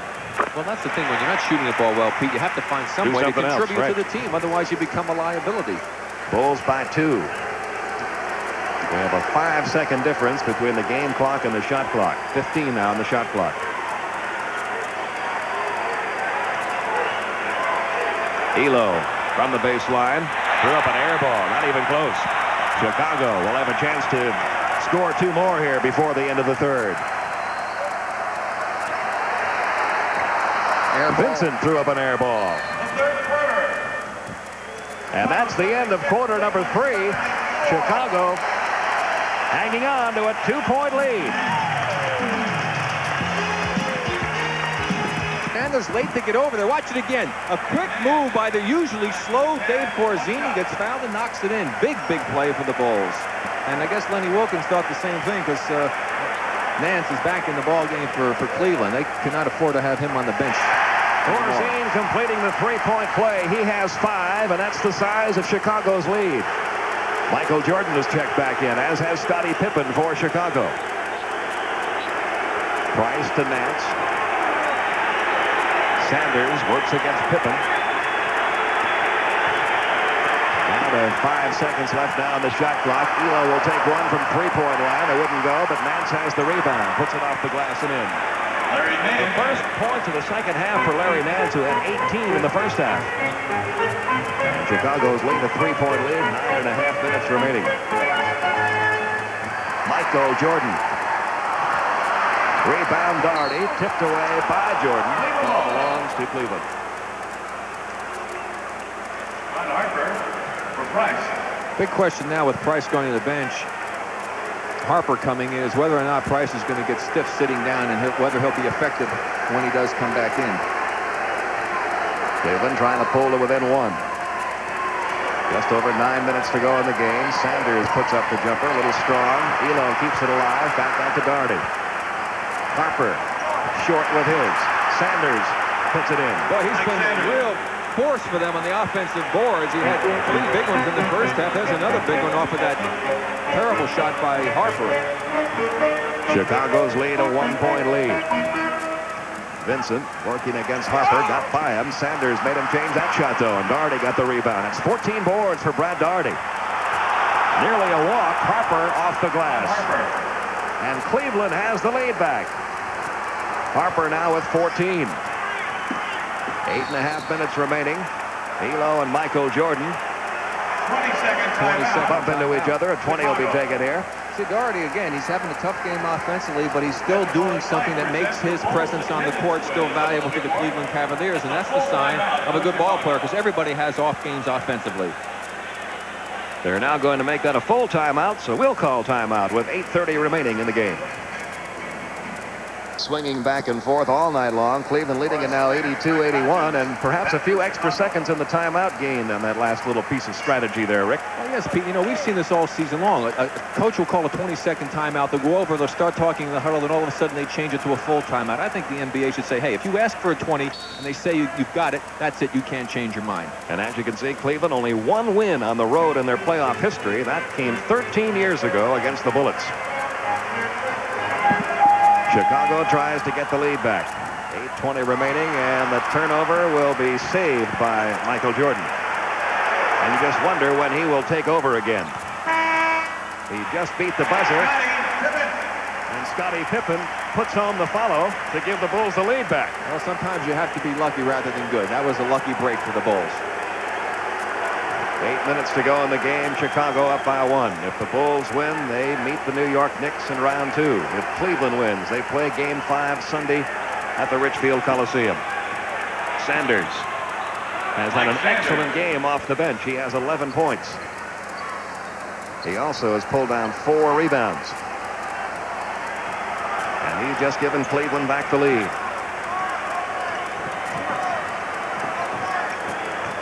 Grant working against Nance. Corzine puts it up over Daugherty. Wouldn't go for him. Another Sanders rebound. Now Cleveland can open up a 3-point lead.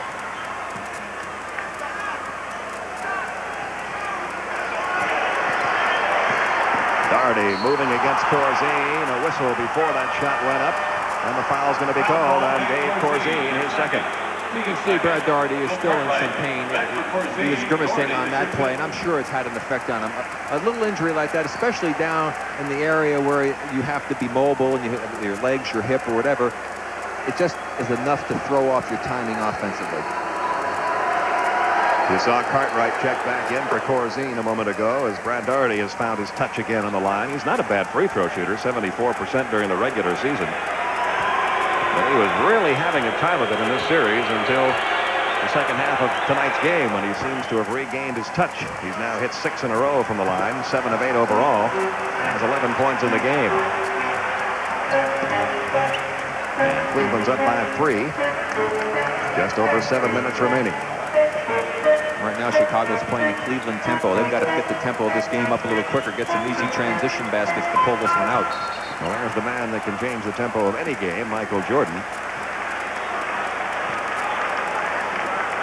Fouls on Craig Elo called for his second personal. And Doug Collins, the last thing in the world he wants to do is have to go back to Cleveland to play in game number 5.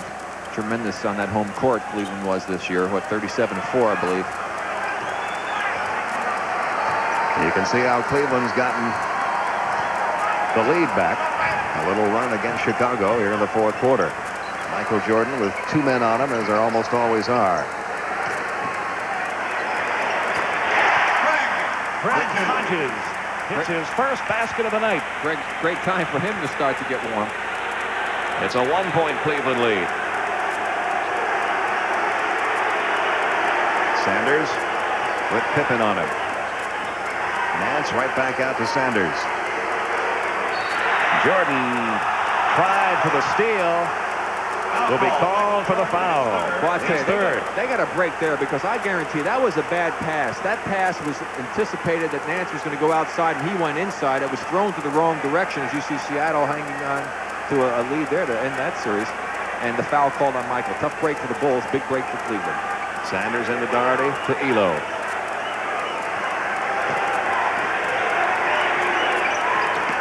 Nice pass underneath to Nance, but he couldn't get the shot to go.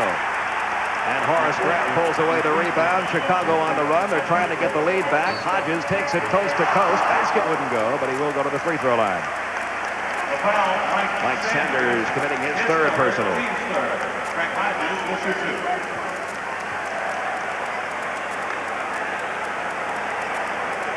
2. And at the line, a good free throw shooter, Craig Hodges, 84% during the regular season. Hasn't missed one in this playoff series. Mark Price getting ready to come back in the game. He's sitting over there with a hot pack on that injury, trying to keep it warm. Price back for Elo. Price in, Elo sits for Cleveland. And Craig Hodges trying to give the lead back to Chicago.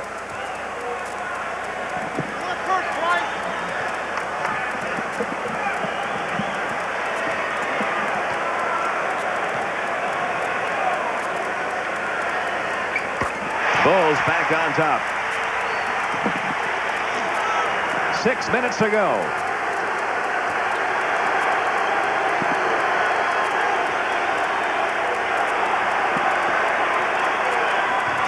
Sanders puts up the shot. And a whistle against Chicago. Scottie Pippen tried to draw the charge. That is 4 now on Pippen. Sanders, 2 shots. Pete Van Weer and Rick Perry with you from Chicago Stadium. Bulls trying to win this best-of-5 series from Cleveland. Cavaliers trying to stay alive for one more day. The miss by Mike Sanders. Cleveland has now missed 8 out of 29 free throw attempts.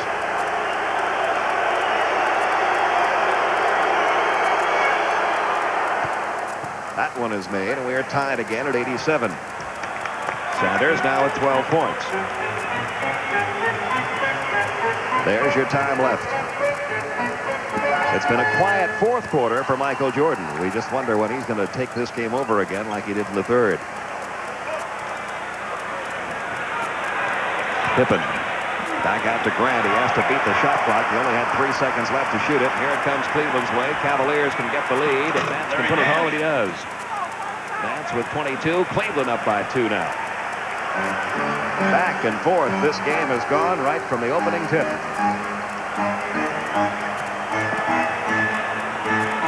Hodges works against Price. Michael. And the Cavaliers can now open up a 4-point lead. So I tell you, I still don't care. If he beats me shooting that shot, I can feel all right about it. I just don't want him beating me driving to the basket, getting fouled, or dunking the ball. Less than 5 minutes to go in the game. Nance drew the foul on the way up. And he'll go back to the free throw line. Foul is on Bill Cartwright. Bill Cartwright committing his 4th. So Pippen has 4, Grant has 4, Cartwright has 4, Craig Hodges has 4. And this is the 4th game of the playoffs. And the 4th quarter. And it's 4:44 on the clock, Pete. And if Nance makes this, he'll have 4 free throws.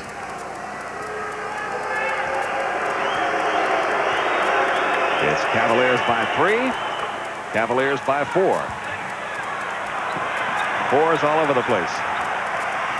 And Chicago trying to pull back a little bit closer, and they're going to call a timeout here. Discuss how they're going to do it. 4:39 to go. Cleveland up by 4.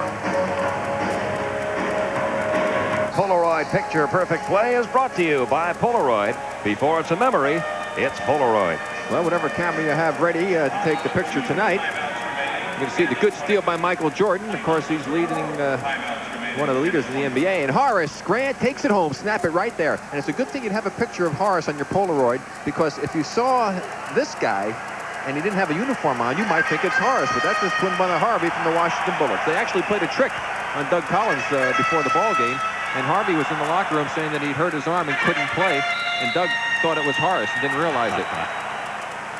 And here we go. 4:38 remaining. There's your score. Cleveland up by 4. Cleveland trying to stay alive, take it back to the Coliseum for a 5th game. Chicago trying to finish him off here. And Michael may be about to take over again. He has 40. He scored 44 in Game 3. Cleveland by 2.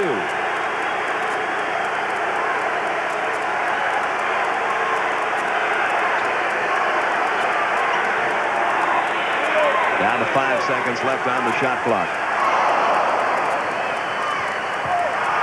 I don't know if he got the shot away. He did not. So Cleveland just a little bit too deliberate before they started the ball movement. Then the good Chicago defense took over. And now the Bulls can tie it up. Seattle, Atlanta ahead in their games.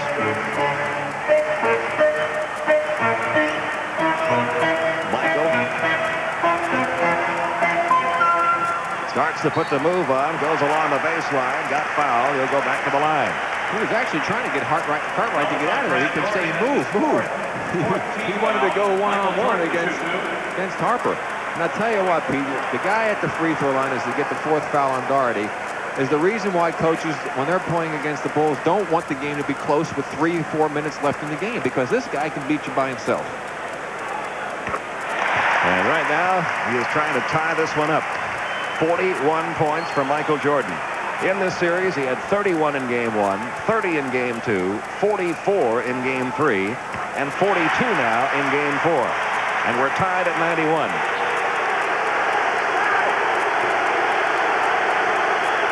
3.5 minutes remain in the game. Price working against Hodges.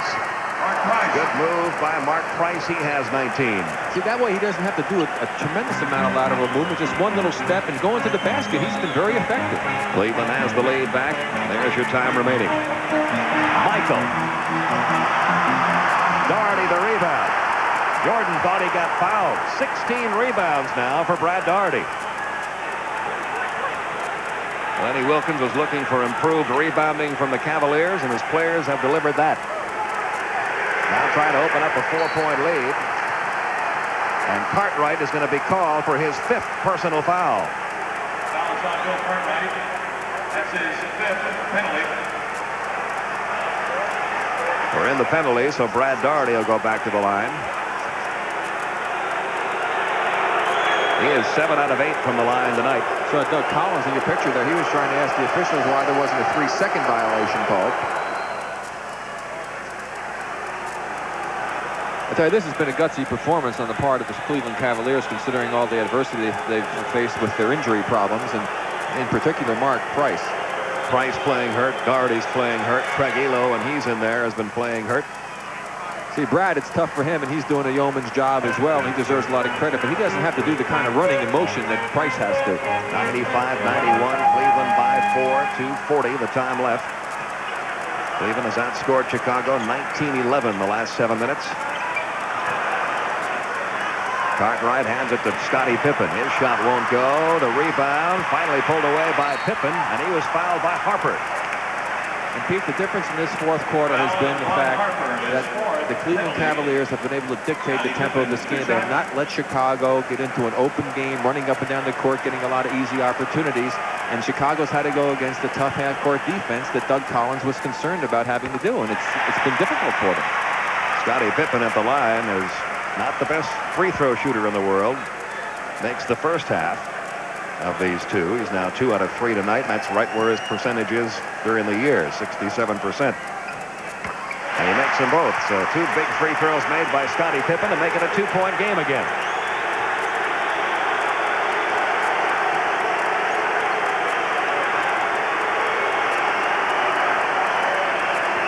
Price for 2, won't go. Rebound pulled away by Cartwright. He has 10 boards tonight. And they give it to Michael.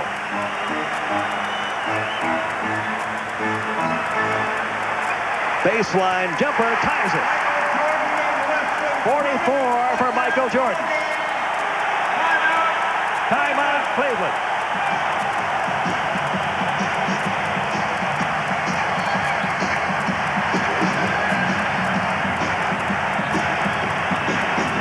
Okay, thank you, Craig. It is bedlam here at Chicago Stadium. 95-95, 44 points for Michael Jordan. We've got 1:59 to play. I tell you, I didn't like the shot Cleveland took the last time down. They had a 2-point lead. They let Price take a tough shot from the outside. I think they should have tried to go inside to Larry Nance and try to create something down inside where they've been so very effective. That was a tough shot for them, and Michael Jordan delivered again. What's he got? 6 of the last 8, you said? 6 of the last 8 Chicago points. In the last 44 on the night. Yeah, but he's only got 1 rebound. It is true. Cleveland's ball in a tie game. Price to Sanders to Doherty.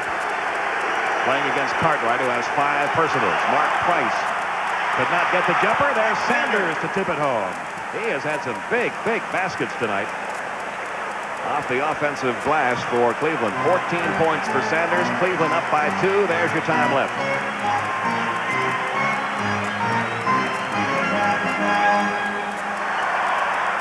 They give it to Michael. He's fouled by Sanders. 4th foul on Sanders. Michael Jordan, before this series began, predicted that the Bulls would win this series in 4 games. All 3 of the beat writers who follow the Chicago Bulls around the country predicted Cleveland would win it. One of the beat writers said Cleveland in 3. One said Cleveland in 4. One said Cleveland in 5. After game 1 of this series, Michael Jordan went up to the first writer and said, "That one was for you."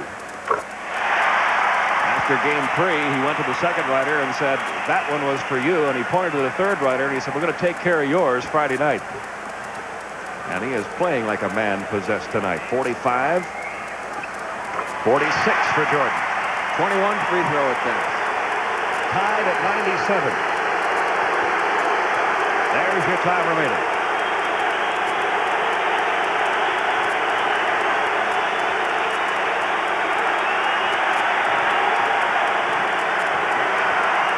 Wide open, Mike Sanders. Wouldn't go. Cartwright pulls it away for Chicago. His 11th rebound. They give it to Michael.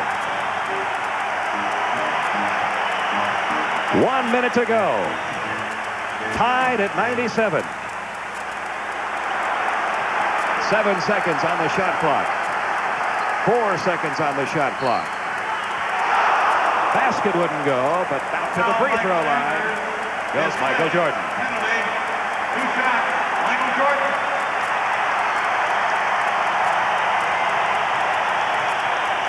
There you go, Michael driving to the basket. There's the bump. The ball rolls off the rim, and watch Doug Collins and Lenny Wilkins. Doug very upset the shot didn't go in. Lenny upset that the foul was called.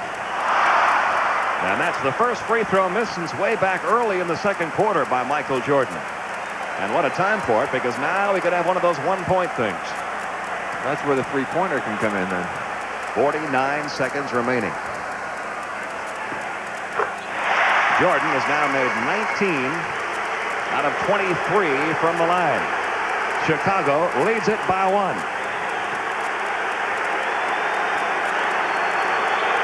15 seconds on the shot clock. 10 seconds on the shot clock. Stolen by Chicago. Pippen got a hand on it. Cartwright pulled it away. They shouldn't foul, Pete. They should not foul. They got to play good defense. They'll get the ball back. A foul here could be very costly to them. A 5-second difference in the game clock and the shot clock. Down to 9 on the shot clock. Michael. Hammered by Nance.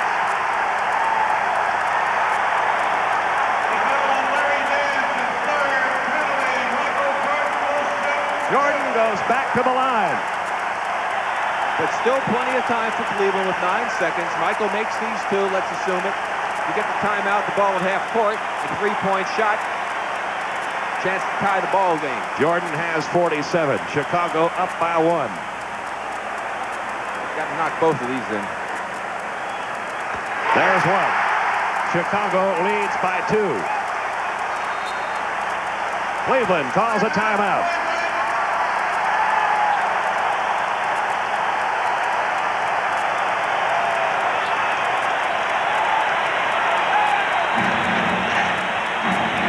A sellout crowd of 18,264. And what a battle they have seen. Well, Pete, now this is where you get some interesting strategy. If Michael knocks this one in and Cleveland takes a timeout, get the ball at half court to set up for a 3-point play, the coaches will go back with some more strategy. I really believe I would have my play. I would not let him take a 3-point shot. I would foul the guy. I don't want to give him a chance to tie the ball game, because then they got to go to the line, make one, miss it, and they got to get the rebound back and make a 2-point shot. We'll see what happens. Lenny Wilkins right now might be telling his teams, hey, look it, if he misses the shot, let's get it and go and get a quick break opportunity, try and score an easy hoop.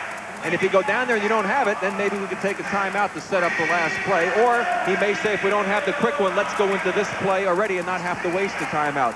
So a lot of interesting things going on here. But again, some coaches would elect to just play good, tough defense and don't foul. But I say if they're going to take that 3-pointer, I don't want to let them do that. I want to make them go to the line. Here's the last play right here. You see Saunders tries to force it in with Pippen off of him. Pippen gets a hand on it, knocks it away, and Cartwright comes up with it. Not a wise pass on the part of Saunders that time.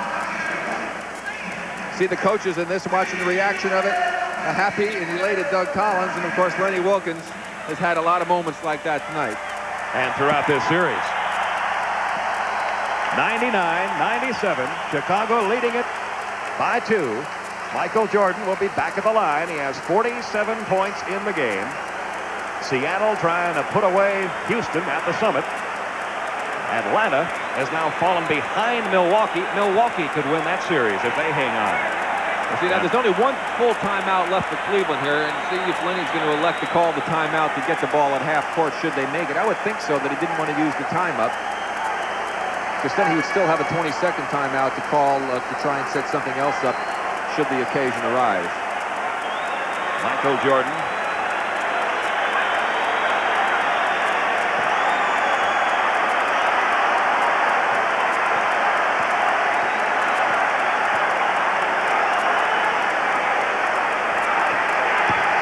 Missed it. Doherty got the rebound and hurt himself. He is really favoring that right leg as he heads toward the Cleveland bench. It's a 2-point game. Cleveland will have the ball with 8 seconds. The Warriors will run. Garland all the way to Mullen. Oh, what a shot! Here's Stockton ahead to Bailey. Oh, my! Barkley another rebound. From behind it, back. Unbelievable. 14 seconds. Craig allowed the pivot. Oh, yeah! Ahead it comes for Sleepy on the run. He's got Paxson to beat. Oh! He made the shot! NBA action is fantastic. Getting through college can be a pretty tough climb. To succeed, you need money, and you need the right abilities. You can find them both in the Army. If you qualify, you could earn more than $25,000 with the GI Bill and the Army College Fund. And you could develop the confidence, judgment, and self-discipline it takes to make it to the top, in college and beyond.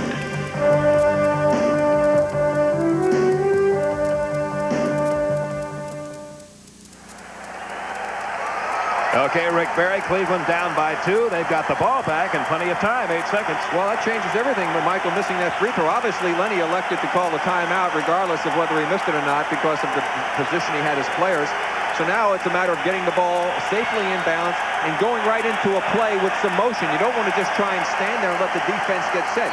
Teams usually work on these type of situations during the course of the season and have a set play for it. The key is getting the ball inbounds safely. Now for Bulls, they have to play just good, tough defense, try to hopefully get a 5-second violation against the Cavs. They only have a 20-second timeout left.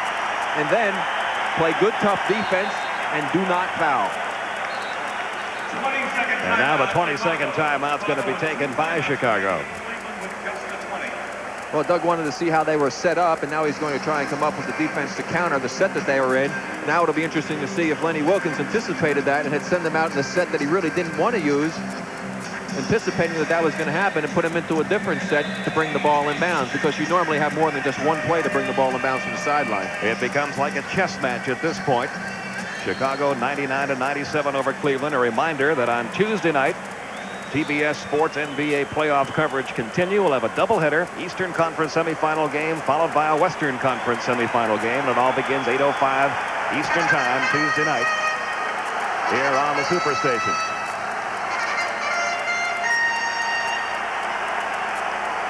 Could be the final 8 seconds of the season for the Cleveland Cavaliers. We'll see. Sanders will inbounds it. Gets it into Harper, to Price. Price over to Doherty. Doherty runs into Craig Hodges, and Hodges will be called for the foul.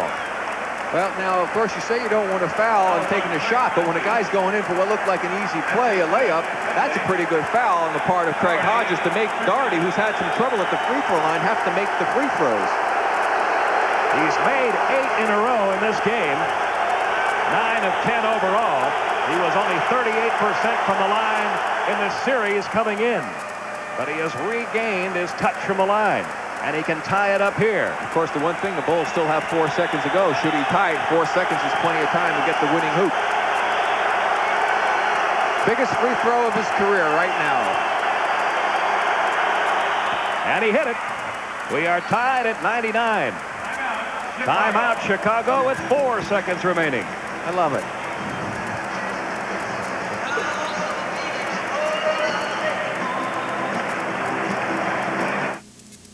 Think your new car is protected against rain, snow, salt?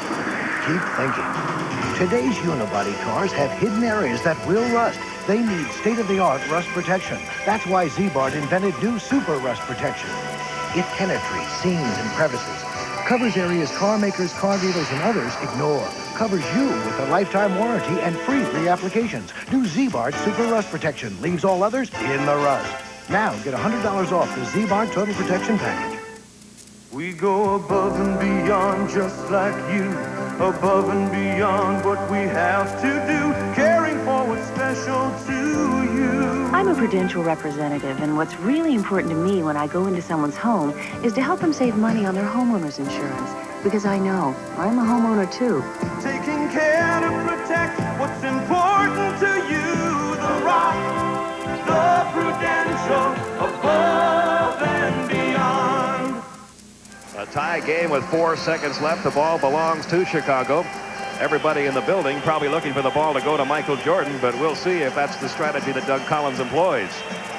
Well, as you take a look at the other action tonight, 10 seconds remaining. It looks like Seattle is going to finish off Houston and take on the Lakers again. And Atlanta, that's going back and forth. 14-point lead they had. Cummings hurt, and they still have come back. Atlanta has been known to, of course, fold up a little bit in the fourth quarter, even at home sometimes. So they could well be finished with. But right now, as you pointed out, Pete, everybody may be looking for the ball to go to Michael. Will Doug Collins try to use that as a ploy to spot somebody else open and get a chance for Craig Hodges or somebody to shoot the ball?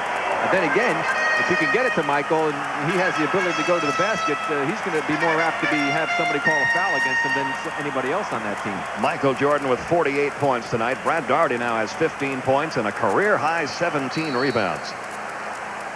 And here we go. This might be for the season. Michael puts it up. No! Overtime. Overtime. It's a great play. They got it into his hands. Cleveland stays alive, but barely. We are tied at 99.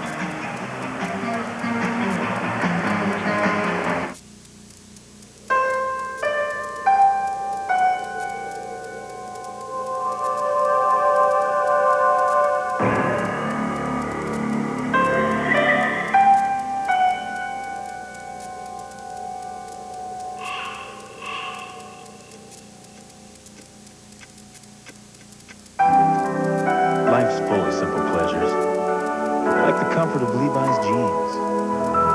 Or had you forgotten? Today's small cars are tougher than ever on oil. Their high-compression engines not only rev high, they can run hotter than regular small car engines. Their searing heat can begin to break down an oil immediately.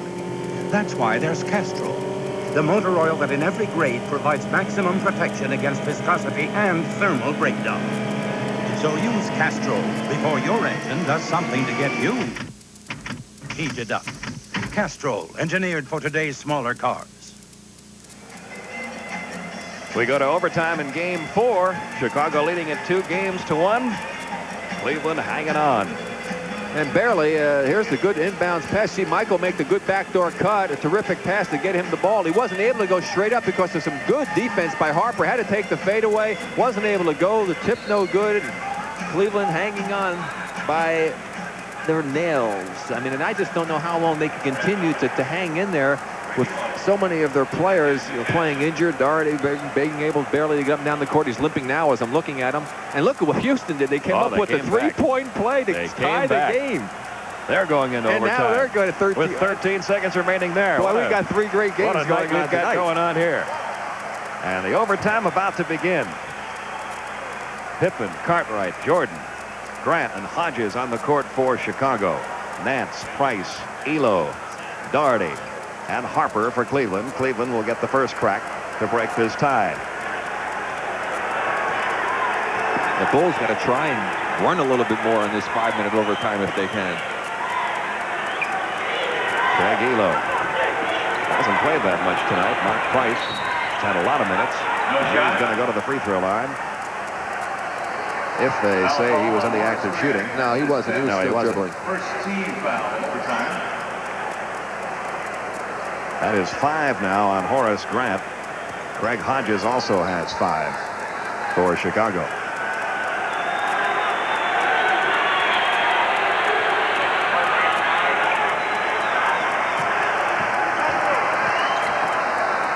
Bill Cartwright also has 5. Harper's shot goes, and Cleveland takes the lead here in the overtime. 16 points now for Ron Harper.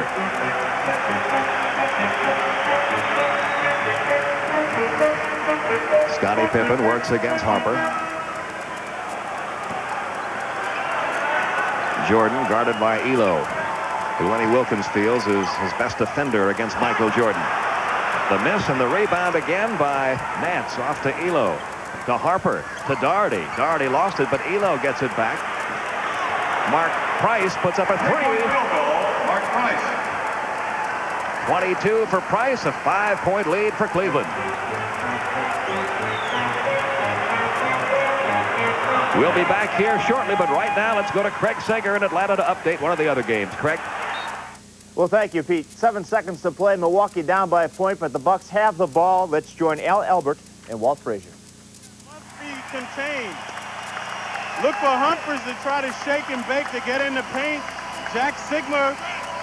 Humphries will use Sigma probably to come off the pick so he can shoot the shot from there. If not, they're looking for Pierce underneath. The Bucks trailed by 13 at the half. They lost Terry Cummings, pulled tendon in the right ankle at the 6-minute mark of the game. They have battled back. Moses must stay on Sigma. He cannot drop off to help out underneath. Hawks by 1. A 20-second, which will leave the Milwaukee Bucks with 1 timeout, and the Hawks also have 1 timeout. Del Harris has pulled all the right strings in this one and in this series. I don't know if that was a smoke screen just to see what type of defense the Hawks would get into. So now he might change the play. And now they have called the full timeout, with the Hawks clinging to the 1-point lead and 7 ticks of the clock left. Well, it's over. The Houston Rockets have lost at home to the Seattle Sonics. Seattle takes that series. We'll have more on that in a moment, but let's go back now to Pete Van Wieren and Rick Barry. Okay, thank you, Craig. Michael Jordan going to the line and sinking his 49th point. But Chicago is down right now by 5, 105-100. That's their first point in 2 minutes, and 1 minute and 43 seconds. Michael has 50. Larry Nance hit 1 of 2 on the other end of the court a moment ago. Cleveland by 4, 3 minutes remain in this overtime.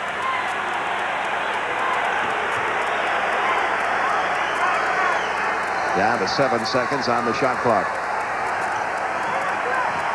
Down to 3 seconds on the shot clock. Nance beats the clock and hits a big 2 points. He has 27. Cleveland up by 6. A very subdued crowd right now. Well, these Cavaliers have played a gutsy game tonight. We've mentioned several times how banged up they are. Michael dishing it off to Cartwright. Nance with a block. Loose ball picked up by Harper. And Cleveland playing with some renewed life right now. Back to Atlanta for a further update. Well, thank you, Pete. Nothing has changed. The score is the same, so is the clock. Just running out of timeouts. Let's join again Al Albert and Walt Frazier. This is the best foul shooting team in NBA history.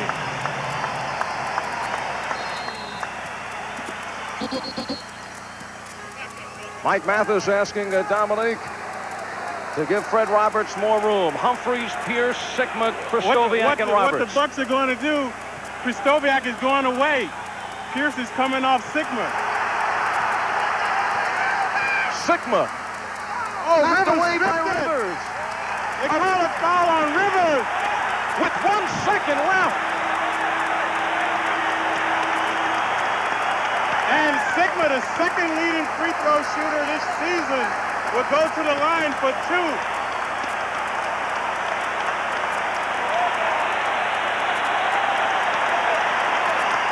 And Battle, dejected. A loose ball scramble. The Hawks thought that maybe they got possession without the Bucks getting off a shot. It looked like a clean strip from where we were, but the official called on this Sigma's hand. So now, with 3 seconds left, Sigma goes to the line for 2, and I would not want to be his heart right now. Pacello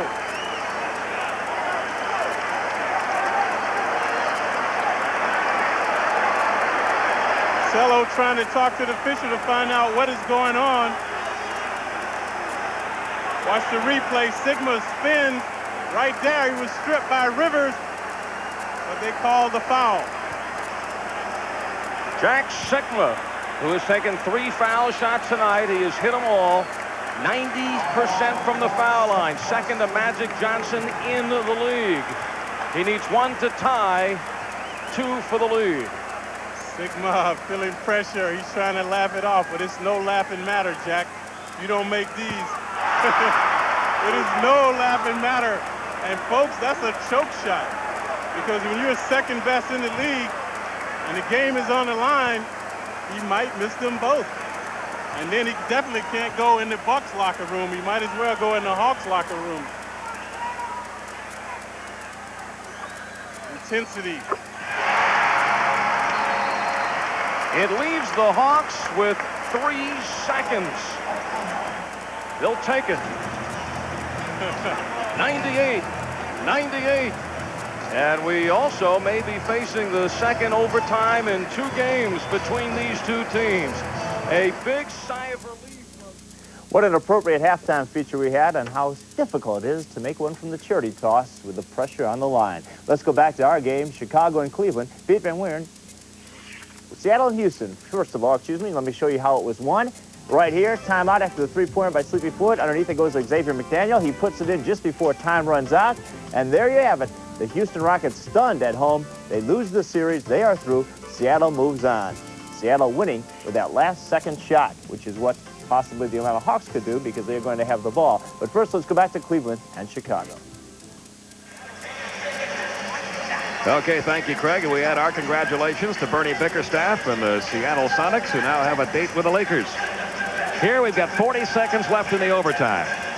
Cleveland leading it 107-105 as they try to hang on and send this series back to a Game 5 in Cleveland on Sunday. Well, they had a 6-point lead, but thanks to a big 3-point basket by Craig Hodges, I believe it was, who popped that one. Then there was a 2-point shot by Hodges and a nice play inside by the Bulls. They've cut the lead back down to 2. And then Michael Jordan, of course, Pete had got the ball stolen by Craig Elo, and then he was able to steal the thing and help get it back. And with 40 seconds left, Chicago has the ball. There you see the 5 players in the game that have 5 personal fouls. In it comes to Jordan. Chicago needs 2 to tie it. We're in the first overtime. Hodges over to Pippen. He almost walked with it. Cartwright back out to Hodges. Hodges trying one from 3-point territory. Wouldn't go. Big rebound by Scottie Pippen. Cartwright has the ball. Tipped away and stolen by Doherty. And now the Cavaliers, if they can hang on, will send this series back to Cleveland. Michael Jordan had to foul him to give the Bulls a chance to get the ball back. Well, Doug Collins is going crazy in the sideline. Back to the final 3 seconds, Atlanta-Milwaukee. And as you see right there, no foul. Milwaukee gets the ball with a second left. They call a 20-second. The scoreboard indicated no timeouts, but apparently they had a 20-second left. Mike Fratello cannot believe it. The ball was blocked off of Wilkins out of bounds. The play never developed. Terrible shot Nick was taking. Watch this. The Hawks, lackadaisical. The play never developed. Evan Malone was open. Pierce definitely had all ball. The ball hit Nick on the foot. Excellent defense by Pierce. It was also a foolish play by Pierce because he got a call for a foul in that situation. So the Bucks have one last chance to pull it out.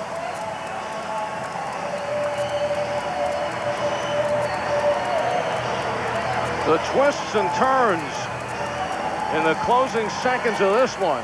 Desperation for the Bucks. Why the Hawks putting people here? 1 second. Humphreys for the game. Oh. And for the second straight game, the Bucks and the Hawks move to overtime with a series, as far as the Hawks are concerned, in the balance. Harper made the first one, missed the second one. It's a 108-105 Cleveland lead over Chicago with 7 seconds remaining in the overtime. And the Bulls will have the ball and one more crack and a three-pointer here, I guess, to tie this thing up. But I'm still wondering why in the world Chicago went to the play that they went to and looked like it was set for a three-point play, and Michael Jordan wasn't really involved in the last 2 times they had the ball. They took the three-pointer, got it back, and then again Michael didn't get the ball in his hands again when it was only a 2-point game. Very surprising to me. So things backfired for Chicago, but they still have one last chance here with 7 seconds to go. Of course, they have to go for the three-point shot. Obviously, Craig Hodges the man to watch in that instance. Scottie Pippen as well, and Michael Jordan. So they do have 3 legitimate three-point shooters. He may also bring Paxson into the ball game to give them 4 three-point shooters out on the court, and even for that matter, bring in Sam Vincent and go with all small guys, everybody who can shoot it. The hot shooter with a three-point range in this series has been Scottie Pippen. Overall in his career, Craig Hodges has been the man with the most accurate hand from out there. Well, tonight sure has been the night of the NBA. Always expect the unexpected. The last-second basket by Seattle to knock off the Rockets and eliminate them from the playoffs. Then the bizarre plays that we saw here with the Milwaukee-Atlanta series game. And then, of course, we've had some interesting situations that take place here where Michael Jordan down the stretch missed 2 very big free throws that could eventually wind up costing the Bulls this ball game and forcing Game 5 on Sunday back in Cleveland. Jordan went to the line twice in the final minute and a half. He missed the first shot of a 2-shot foul, the first trip, and then the second trip he made the first one, missed the second one. Still, it's hard to criticize a guy who scored 50 points. I'm not criticizing him, Pete. I'm just saying that I know Michael was more upset about it certainly than anyone else, the great player that he is. But it's just ironic that a guy having such a great game will look back no matter what he did so greatly. Michael will remember those missed free throws more than anything else should they lose this ball game. Okay, you saw the three-point shooting figures. That's right. Michael fouled out the last time I entered them. Michael is on the bench. That's right, because he had to take another foul. That was his 6th foul, so he's out of the ball game. Davis inbounds it to Pippen. Pippen is going to send it outside. Davis tries it.